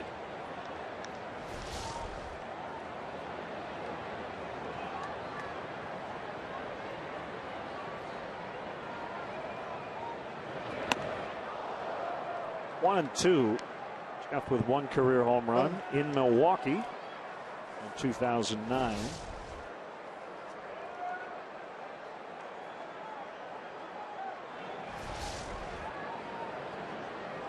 Surprised if he gets a pitch within the same area code as the strike zone on this one. Judging from the looks of that bat, I think he's using a Tyler Colvin model bat. Tyler uses that oddly colored, I believe they call it smoke colored wood.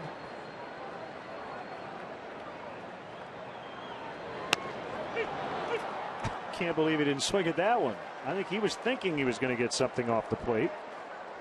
2 down. Thinking like a pitcher, wasn't he? Thinking 1 and 2. I'm swinging as hard as I can. He's probably going to throw me a breaking ball off the plate. Oh, fastball right down the middle.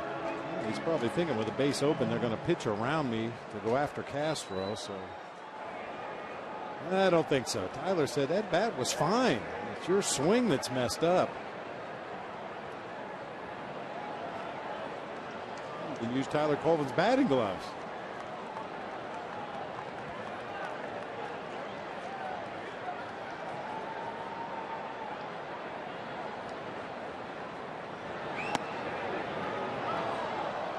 Out the high curve for a strike.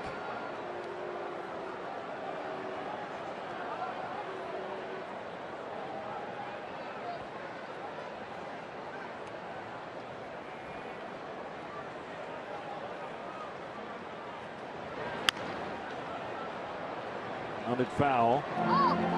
2 strikes to Castro, who has singled and struck out twice.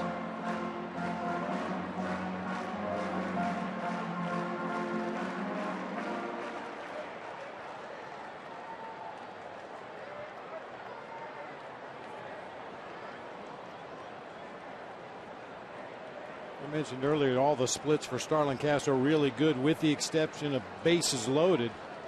He has 2 strikes in an at bat this year. He's a .274 hitter. That is remarkable. Not that time. Soriano with a home run makes it 4-2 Cubs as we go to the 7th.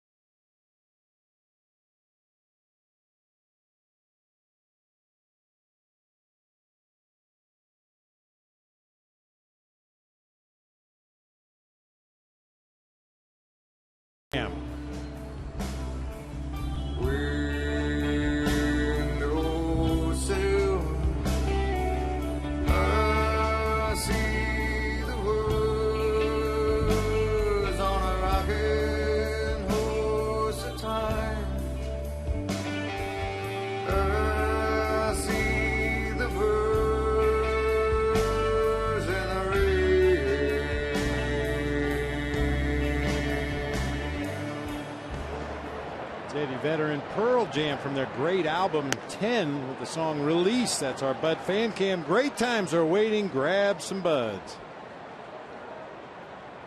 Alfonso Soriano with a big night, a double, a homer, 2 knocked in. Reed Johnson's 3 for 3 with a home run. Cubs lead this one by a pair on Ron Santo night.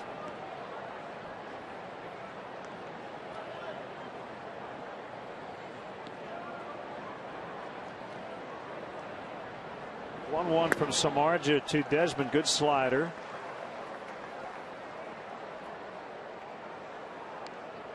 You got the catcher Flores and then a pinch hitter.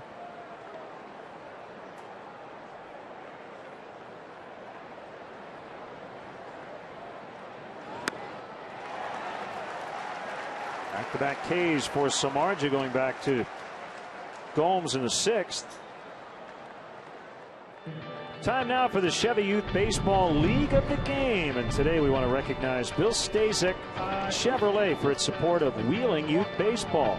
Bill Stasiak Chevrolet and your Chicagoland and Northwest Indiana Chevy dealers support leagues and young ball players in their communities through the Chevy Youth Baseball program. From the big leagues to the youth leagues, Chevy is truly the official vehicle of baseball.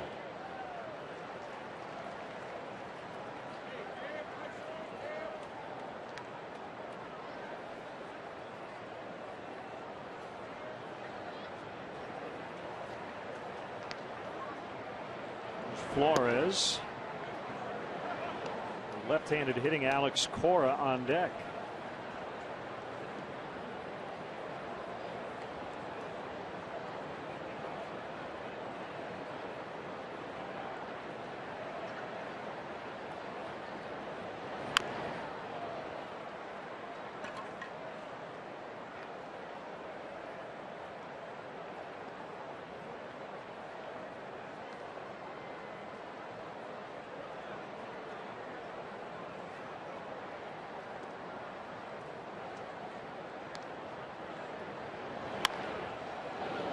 Fair ball, and it'll get through the bullpen. And actually, Castro has to go out and retrieve it. That's a double for Jesus Flores. Well, he's had a couple of interesting hits tonight, hasn't he? He really has. That cue shot that rolled back into fair territory down the first base line back in the 5th inning, and this shot right down the chalk, actually kicked up chalk. Everybody trying to get out of the way down that Cubs bullpen. Looked like it hit the phone and ricocheted back toward the infield. Eventually Starlin Castro has to run it down. Lance Nix now with a chance to tie the game with a lot more home run potential than Alex Cora, and with that, Mike Quade is going to ask for Sean Marshall. We'll be back in a moment.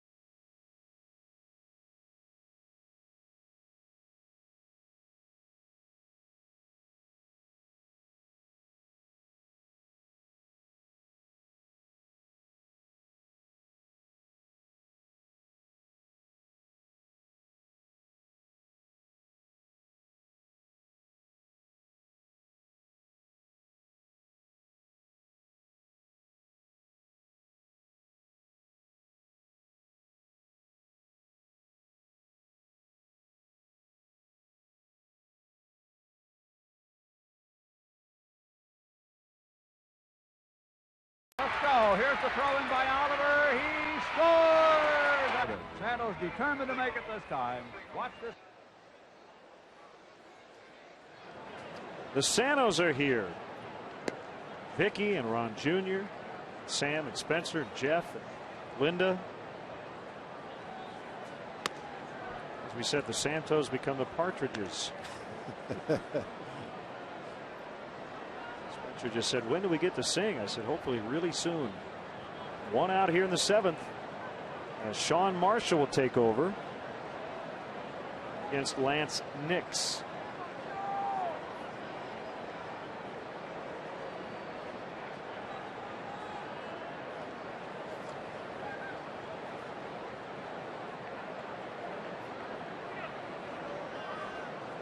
See, Nix definitely a power threat with 14 home runs.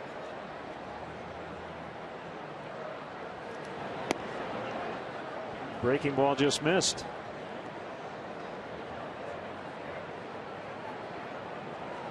All 14 of Nix's home runs this year have come against right-handed pitching. He's only an .080 hitter against lefties, 2 for 25. 0 for 1 against Marshall. And a 1-0 pitch is cued toward Castro. And he gets him. Runner at third, 2 outs.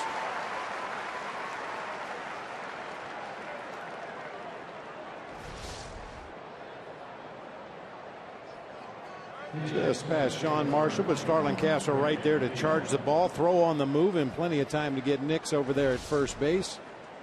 However, Flores moves up to third. Very important now for Giovanni Soto to make sure he blocks that big breaking ball in the dirt, should Sean Marshall go that route against Rick Ankiel.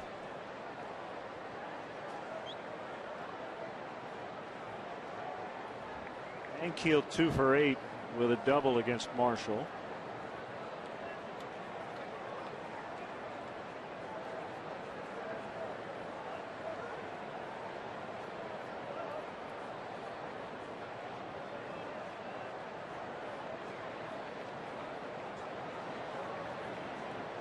Flores at third. Ramirez even with a bag at third with 2 outs against Ankiel, who takes a slider for ball 1.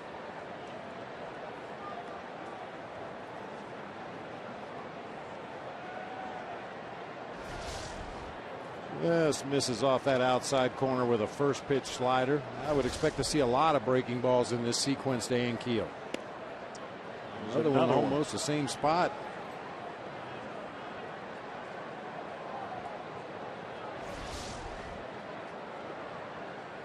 He's supposed to swing at that one.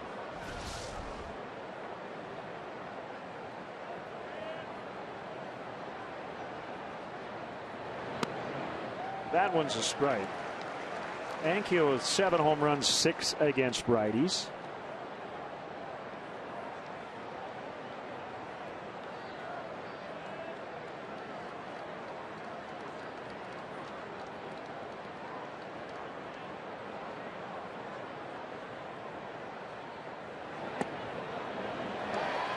Two and two.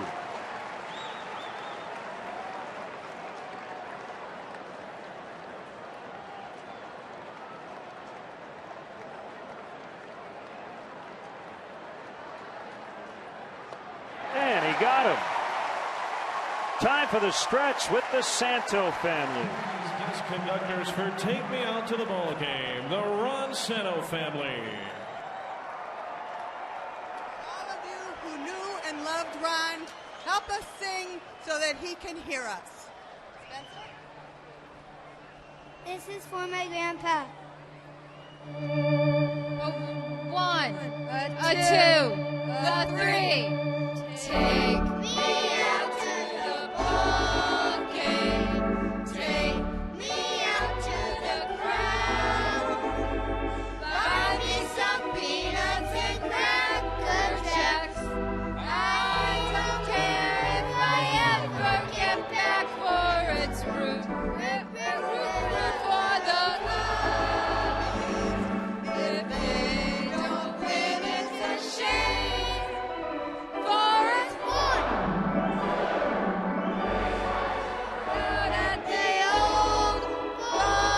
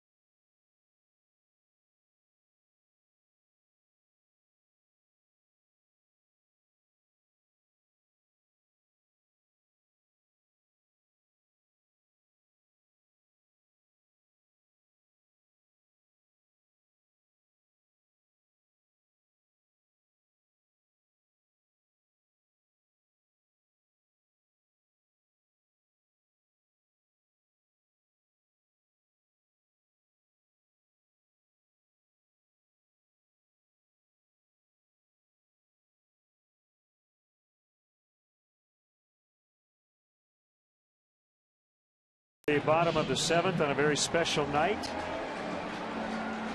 And it's great to have with us Jeff and Ron Jr. Ron's son's in the booth with us. Great job with the 7th inning stretch. And just give us your thoughts today, Ron. Well, I was telling everybody it's very much like when my dad's number was retired. The family's very proud of him and just as excited when, again, like I said, when the number was retired, and just had a great time. Cubs have been fantastic to our family and can't thank them enough. Jeff? Oh, it was a great honor. I mean, not too many people have a statue outside of a stadium, you know, and we were just so overwhelmed when they unveiled it, and just brought up a lot of emotions. Reed Johnson leading off, 3 for 3 on the night with a home run as he faces Henry Rodriguez. I thought the turnout among the Cubs players who are getting ready for a game tonight, and the coaching staff was pretty amazing. Overwhelming. When I saw that, and them coming out and half dressed in their pants and a Passion T-shirt, I tell you, that was unbelievable.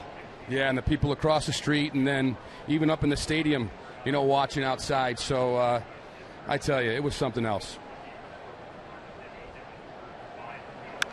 Up the middle, Reed Johnson is 4 for 4.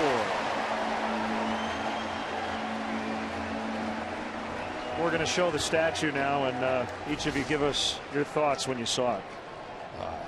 Well, I'll tell you, when they unveiled that, I couldn't believe the likeness of the face. What struck me first, because it really reminds me of back when he was 25, 26 years old, and he was very proud of his fielding.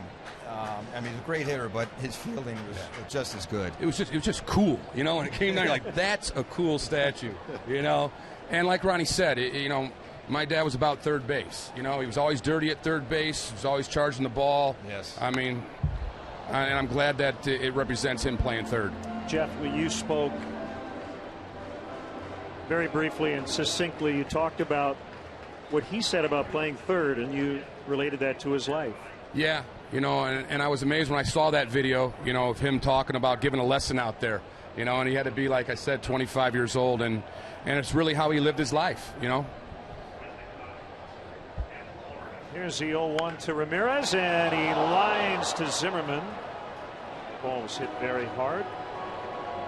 Cub fans, as we remember Ron Santo tonight, if you want to order this old Cub or the new book, Ron Santo, A Perfect 10, you can find them at santofilms.com.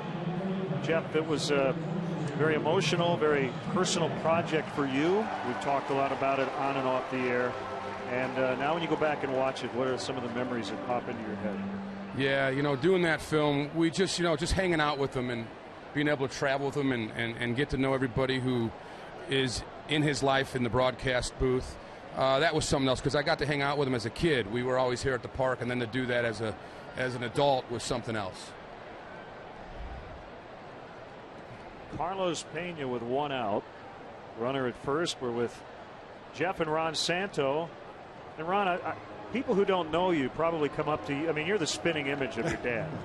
Yes. People must come up to you all the time and say, "You look familiar." I do get that a lot, and occasionally you do even get someone that doesn't know me and will just come out of the blue and go, "You look like Ron Santo," and I'll say yes. And I usually tell them, "Yeah, I'm shorter, but my hair's real."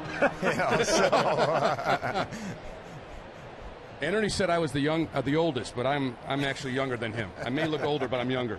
Just for the record, right? Some old footage we've been running. Yeah, that's throughout the game. Tell you, when you look at that and you see how the difference of the dirt even in those days.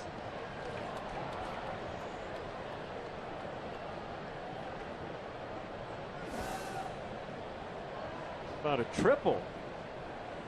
Yeah, he wasn't known for his speed. That's for sure. But he had 13 triples in one season. I think, didn't he lead the league one year? Because I think it bounced around in the corner out there. Well, was it Billy who made the reference to him sliding, coming up a little short at second? I think that was Billy. Yeah, that was Billy. Yeah, I remember that. Jeff does too. When we were younger, they made posters of it. It looked like a Goonie bird came up on his stomach, and his feet and hands were in the air. And he stopped like about 5 feet short of the base. He had to crawl to the bag. Yeah. That was after a rain delay, so he just stuck. He did the head first slide back then. Yeah, like we had Pete a shot Rose. of him earlier, game-ending run at the plate.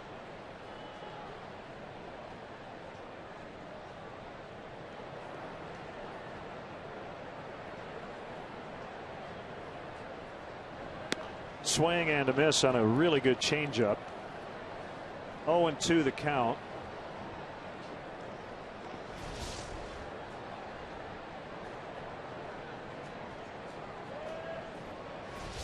Bottom really fell out of that pitch.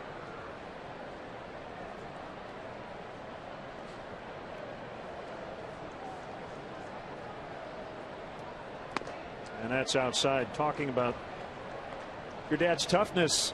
He had a long hitting streak, and in the midst of a hitting streak, he was being in the face and You know, he's talked about that story a lot, and he wasn't out long. Broke his cheekbone. I think he was out a day, maybe a few days, and then he came back in the lineup and then extended his streak to the 28 games. But, you know, that's when he used the flap, not the Merlin Bird flap that goes all the way down, but he just had the single flap. 2 down in the inning. High fly. He had a hell of a swing. You know, he just come out of his shoes.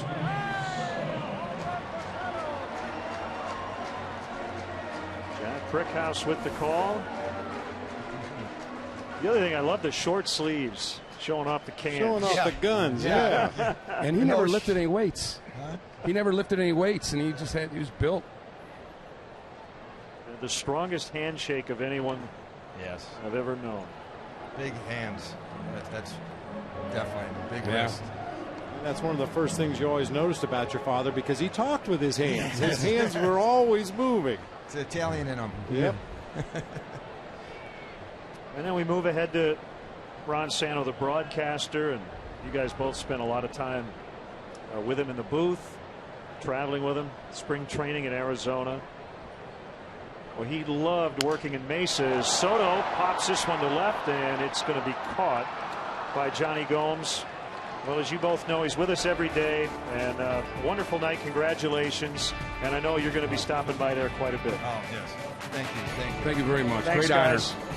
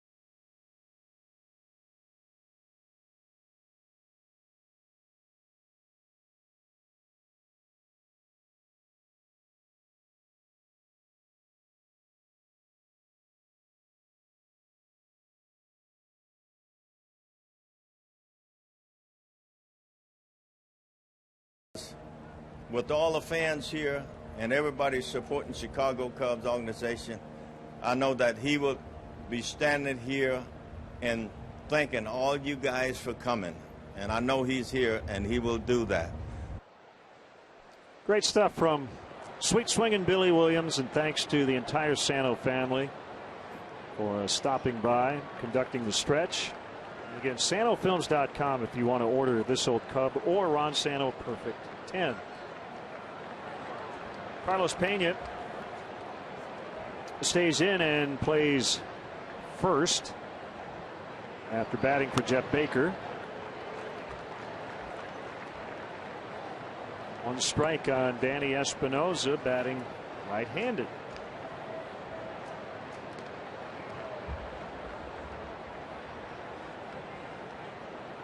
And among the others in attendance, we want to recognize the two first ladies of Chicago sports broadcasting. Dutchie Carey and Pat Brickhouse were on hand. Always great to see them as Espinosa picks up a bunt single, perfectly placed down that third base line.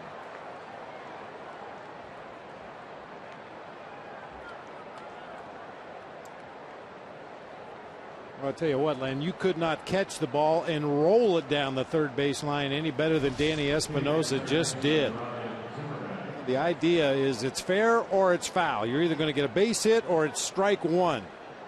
Ramirez decides to just let it roll. He knows he has no play at first base, and that ball just comes to rest on the infield grass for a base hit.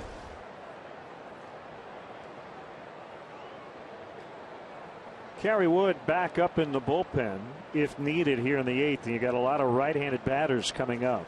Right now it's Marshall against Zimmerman, representing the tying run, and a fastball at the knees for a strike.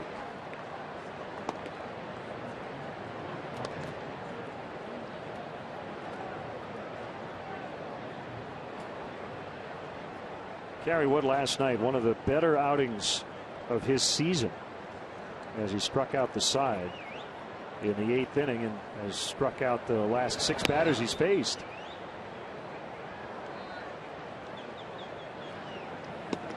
Yeah, Woody had everything going last night. That cutter was electric. Really had a lot of late movement off the outside corner to the right-handed hitters.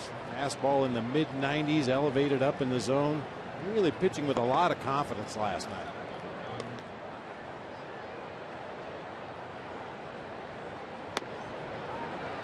Big swing pitch as always. That makes it 1-2 instead of 2-1.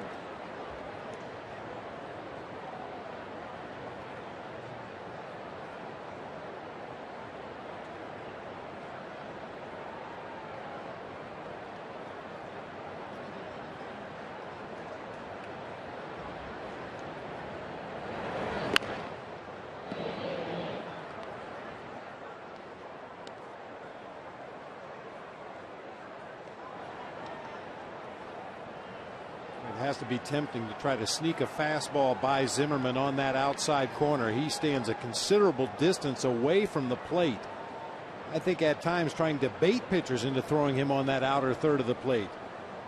Just have to make sure if you shoot for that outside corner, you miss further away. Remind you a little bit, not in the stance, but that issue. Tony Batista. Ooh, that hurt. Who had that wide open stance, but he would dive into the plate. And if you work that outside corner, you were actually working into exactly the area he wanted.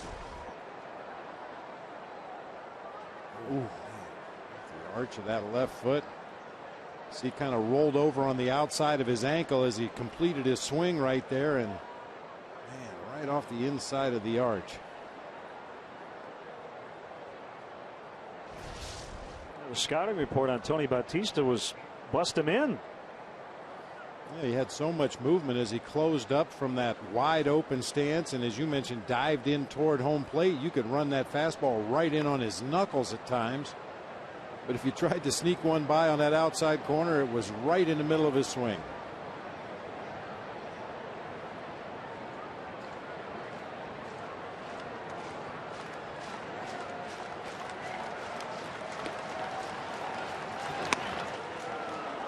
Fastball is in, 2-2.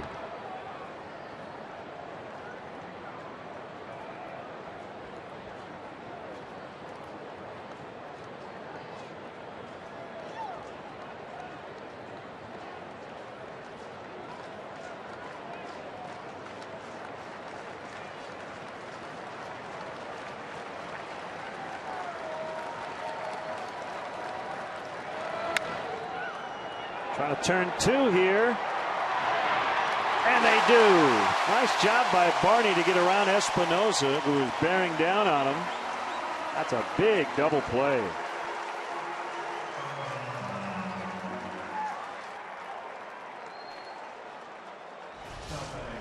Espinosa going hard from first to second. It looked like it was going to be a fairly routine double play, but Espinosa closed ground quickly. Darwin Barney with the leap over the sliding runner. Throw was a little high to first, but Carlos Pena with a nice stretch. Big double play right there. Consider Jeff Baker would have been trying to catch that ball with the other arm. Not so sure he would have made that play. Certainly wouldn't have made it as easily as Carlos Pena did, stretching out with that glove on the right hand for the high throw.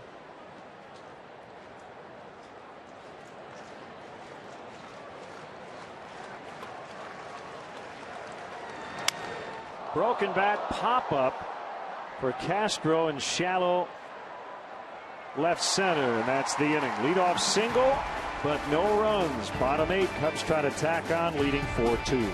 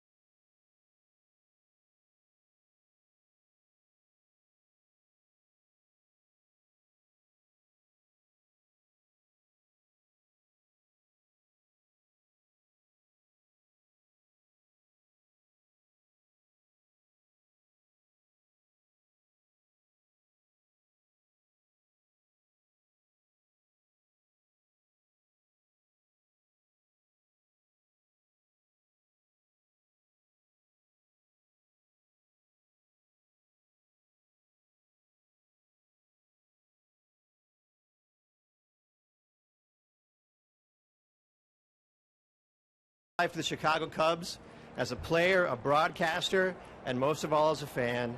He connected with all of us because he was our fan. He was the beating heart of the Chicago Cub fans everywhere, and we'll miss him dearly. I know we all wish that Ron was here with us today to celebrate this, but I also believe he'll live on in spirit in the hearts of all Cub fans everywhere, and always his spirit will be with us here at Wrigley Field. Certainly a very touching moment right before the game. A replica statue given to the family of Ron Santo by the Ricketts family. As Rodriguez continues on here in the 8th, facing Marlon Byrd. Off the corner for a strike. Make sure you check out our WGN Baseball blog as well. We have some personal thoughts on Ron Santo.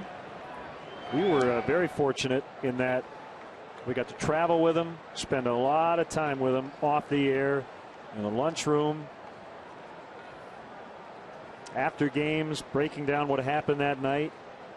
We talked a lot of baseball and life with Ron Santo. Absolutely, Len. He was it may sound odd to say, but he was a very lucky man, and he realized it. He had two families. The Cubs were one family, and of course he had his own family that he loved dearly.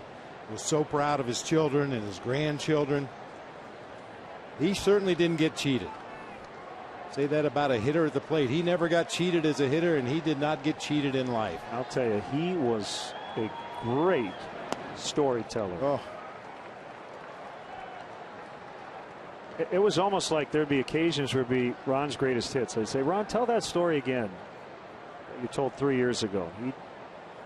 And they never got old. No, they never did.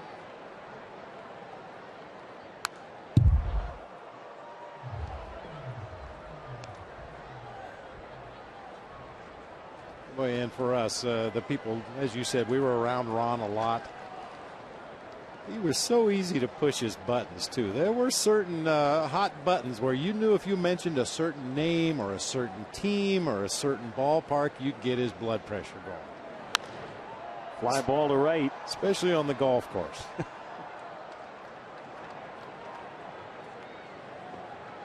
Well, Vicky had it right. I mean, it's true. And anyone would tweak him and say, well, Ron, you're with the media. I'm not media. I'm a Cub.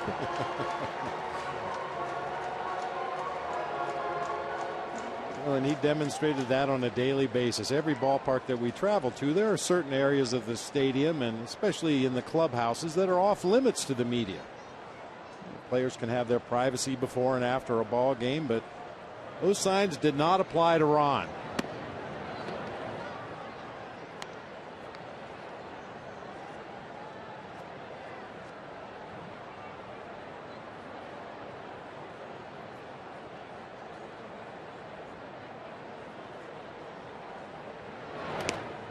Bounced way out in front of home plate. Soriano was able to hold on the check swing.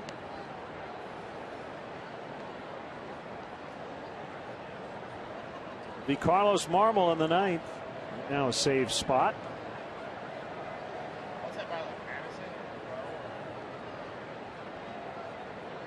Milwaukee about ready to close out the Cardinals tonight, leading 5-1 in the bottom of the ninth. Randy Wolf went 8 innings, gave up 5 hits, 1 run.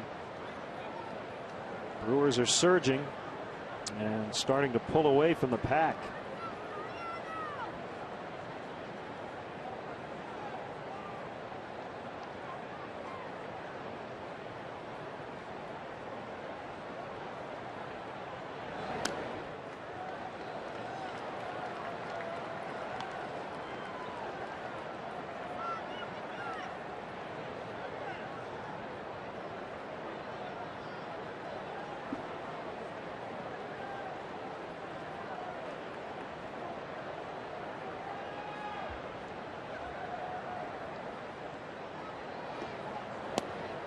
Ball 4, Soriano on for the 3rd consecutive time.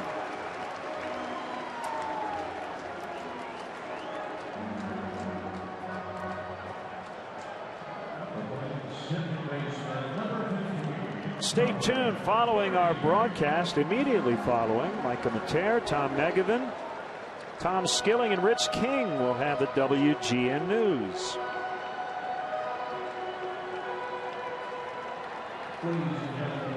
Tony Campana will pinch run for Soriano.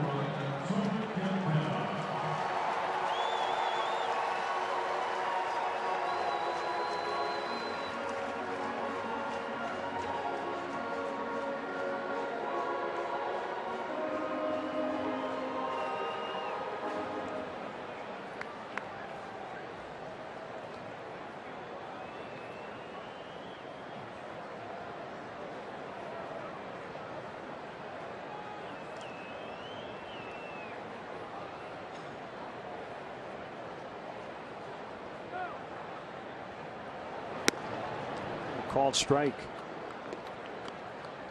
In this particular situation, Darwin Barney reverts to his days as a number 2 hitter. You got a speedy runner on at first base. You'd like to get Tony Campana into scoring position, and when Darwin Barney is in that 2 spot in the lineup and the leadoff man gets on, his job is to take a couple of pitches and give that guy a chance to steal second.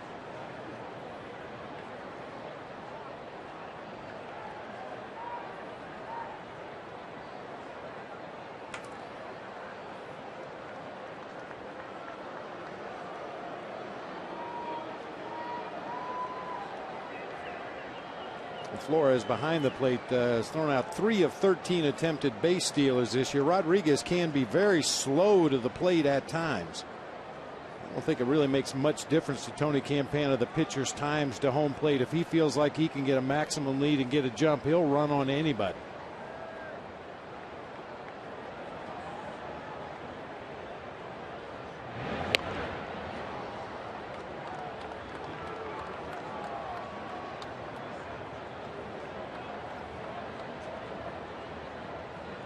We honor number 10 tonight. Cubs with 10 hits. Attendance 38,010. Campana fake towards second. He's going to have to hurry back to first, and a good play by Morris to keep that ball out of right field. Well, that's something that the premier base stealers can do. Tony Campana had every intention of stealing that time, but he saw the pitch out. He read pitch out, slammed on the brakes, and was able to slide safely back into first.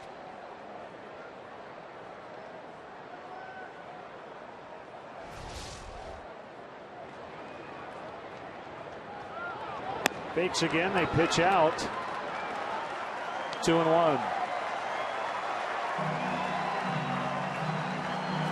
I've ever mentioned how much speed changes a game. Darwin Barney went from an 0-1 hole to a 2-1 hitters count here because of 2 pitch outs. Just a bluff that time. This time he goes. We rarely, if ever, see 3 consecutive pitch outs. But what you will see on occasion is that pitcher speed up his delivery after back-to-back pitch outs. But Rodriguez does not do that. Very slow, giving Campana a huge jump. And then Flores, in his haste to get rid of the ball, never did get a good handle on it. And now Darwin Barney has an opportunity to drive home a run. 14 steals, that leads the team. The rest of the team has combined for 26, and that includes 12 by Starlin Castro.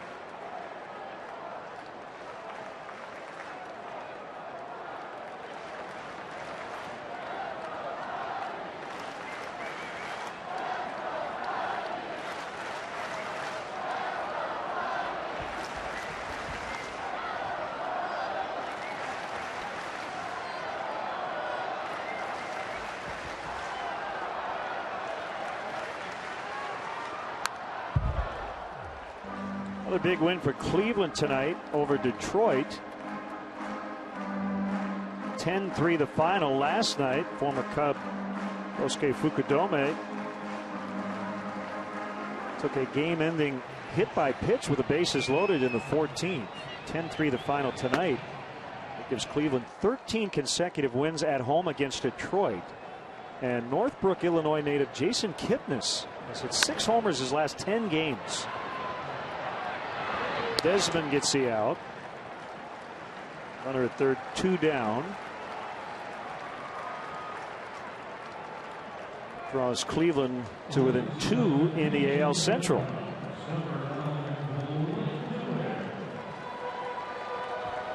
And 1 back in the loss column.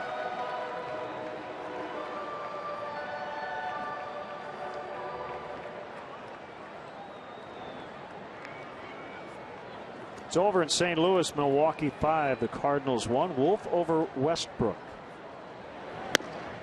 Blake DeWitt in a pinch hitting role. We're getting Tony Campana to third base, even with 2 outs in the inning, really becomes significant when you look at the stat sheet and see that Rodriguez has uncorked 11 wild pitches this year. We've seen him throw a few pitches to the bricks already here in this inning.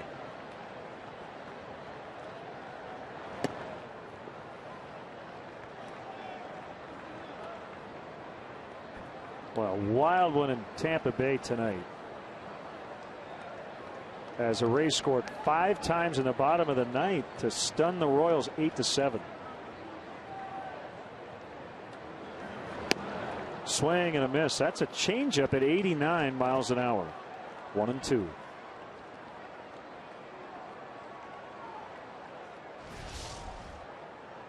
We saw Rodriguez earlier this season in D.C. and we saw that changeup at 89. Throws extremely hard. Has great arm action on that straight changeup. Doesn't always know exactly where it's going. Fastball at 98 inside and low. 2-2.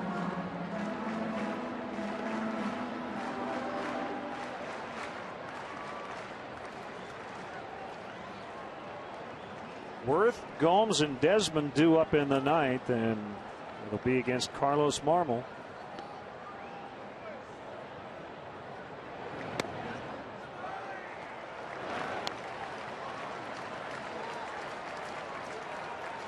Starters are still the pitchers of record.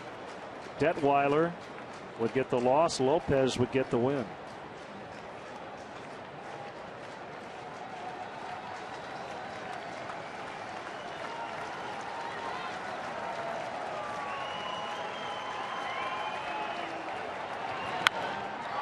A pop fly to left. Johnny Gomes will make the grab.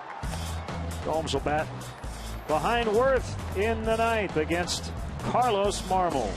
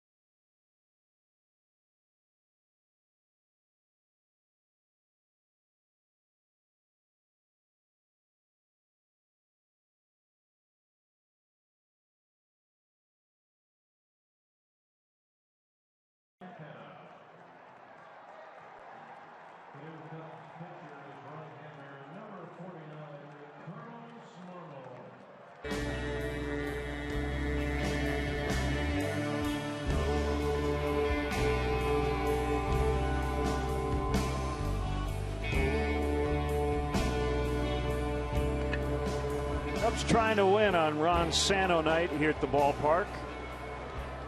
Create a rubber match tomorrow afternoon in the makeup game. Tony Campana stays in and plays left after batting or running for Soriano. And Marmol, Carlos Marmol, trying to get his 25th save of the year. A solid inning last night for Carlos Marmol in a non-save situation with the Cubs trailing. Mike Quade just wanted to give him an inning of work. Faced 3 batters, punched out 2 of them. You think back to the first couple weeks of July, Len, Carlos had a streak of 6 appearances where he did not strike out a batter. Well, he's back. He struck out 16 in his last 11 appearances.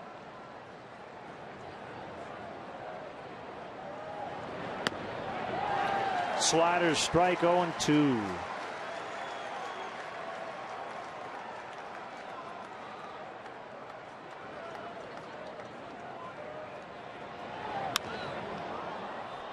Yank foul.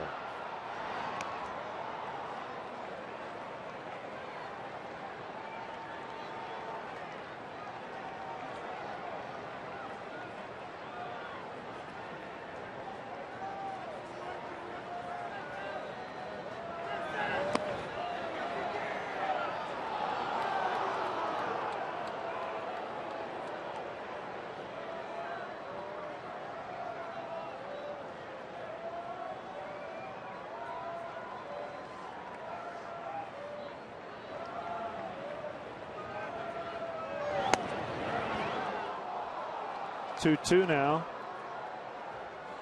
Selective use of that fastball by Carlos Marmol. That ball's on the corner. Jason Worth is out. He was in slider mode up there, slowed his bat speed down a little bit. Now chases a slider off the outside corner for strike 3.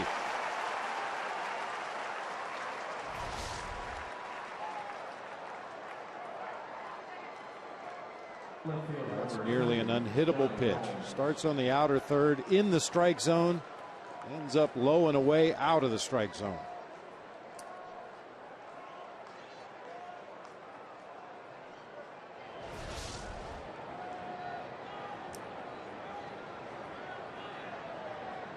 Johnny Gomes takes ball 1. Gomes and the on-deck hitter Ian Desmond both strikeout victims against Marmol in the 9th inning last night.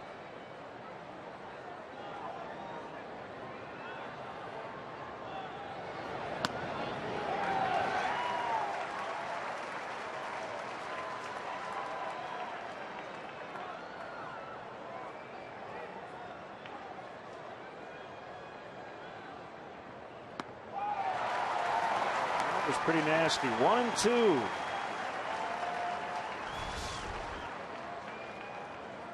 Johnny Gomes is so geared to hit fastball to begin with. Any kind of a breaking pitch, an off-speed pitch, if you can keep it out of the middle of the plate, you can get him to chase.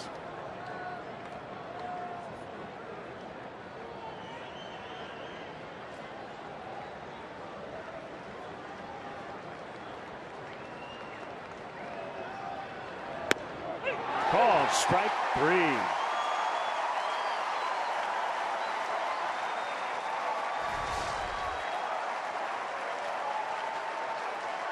Third time in the game that Gomes caught looking at a called strike 3. Normally a very aggressive hitter. I think you just chalk it up to some really good 2-strike pitches from the Cubs staff tonight.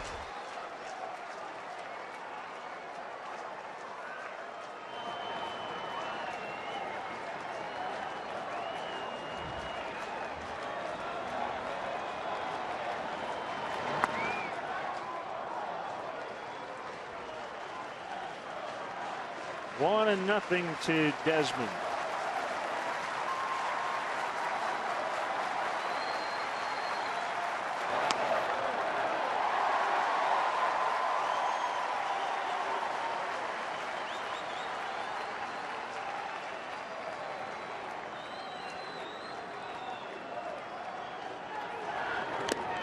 Foul tip, 1-2.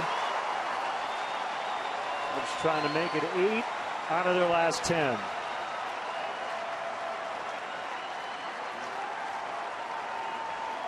Trying to get their 50th win of the year.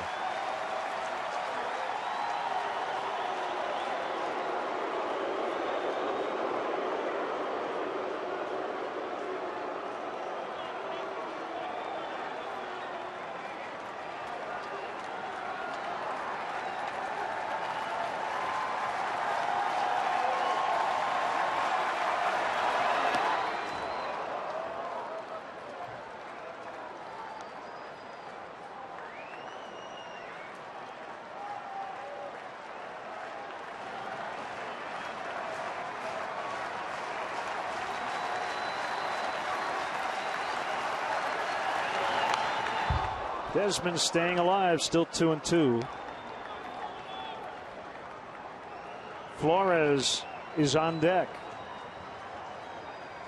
Would be the tying run if he gets a chance.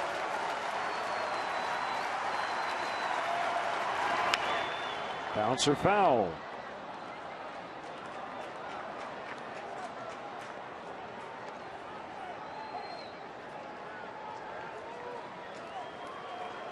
I tell you, Lynn, it's not going to happen anytime soon, but if Carlos Marmol ever developed a straight changeup, oh my.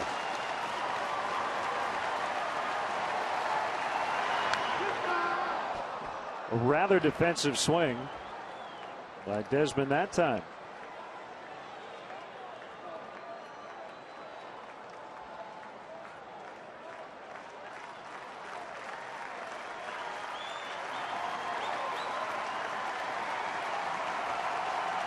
Here we go again on a 2-2 and a foul. The proverbial Desmond at 2-2. This count for a while.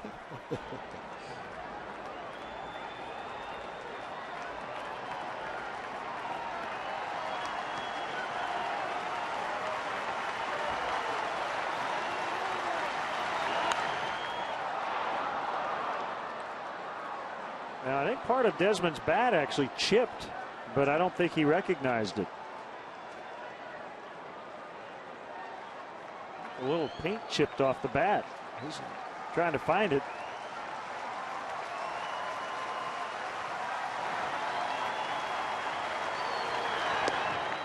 Low for ball 3, 3-2.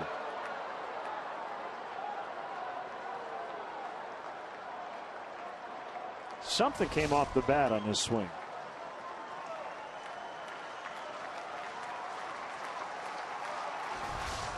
Little piece fly. Swing and a miss. He strikes out the side as the Cubs win. You got to win tonight for Ronnie. And the Cubs get the 4-2 decision.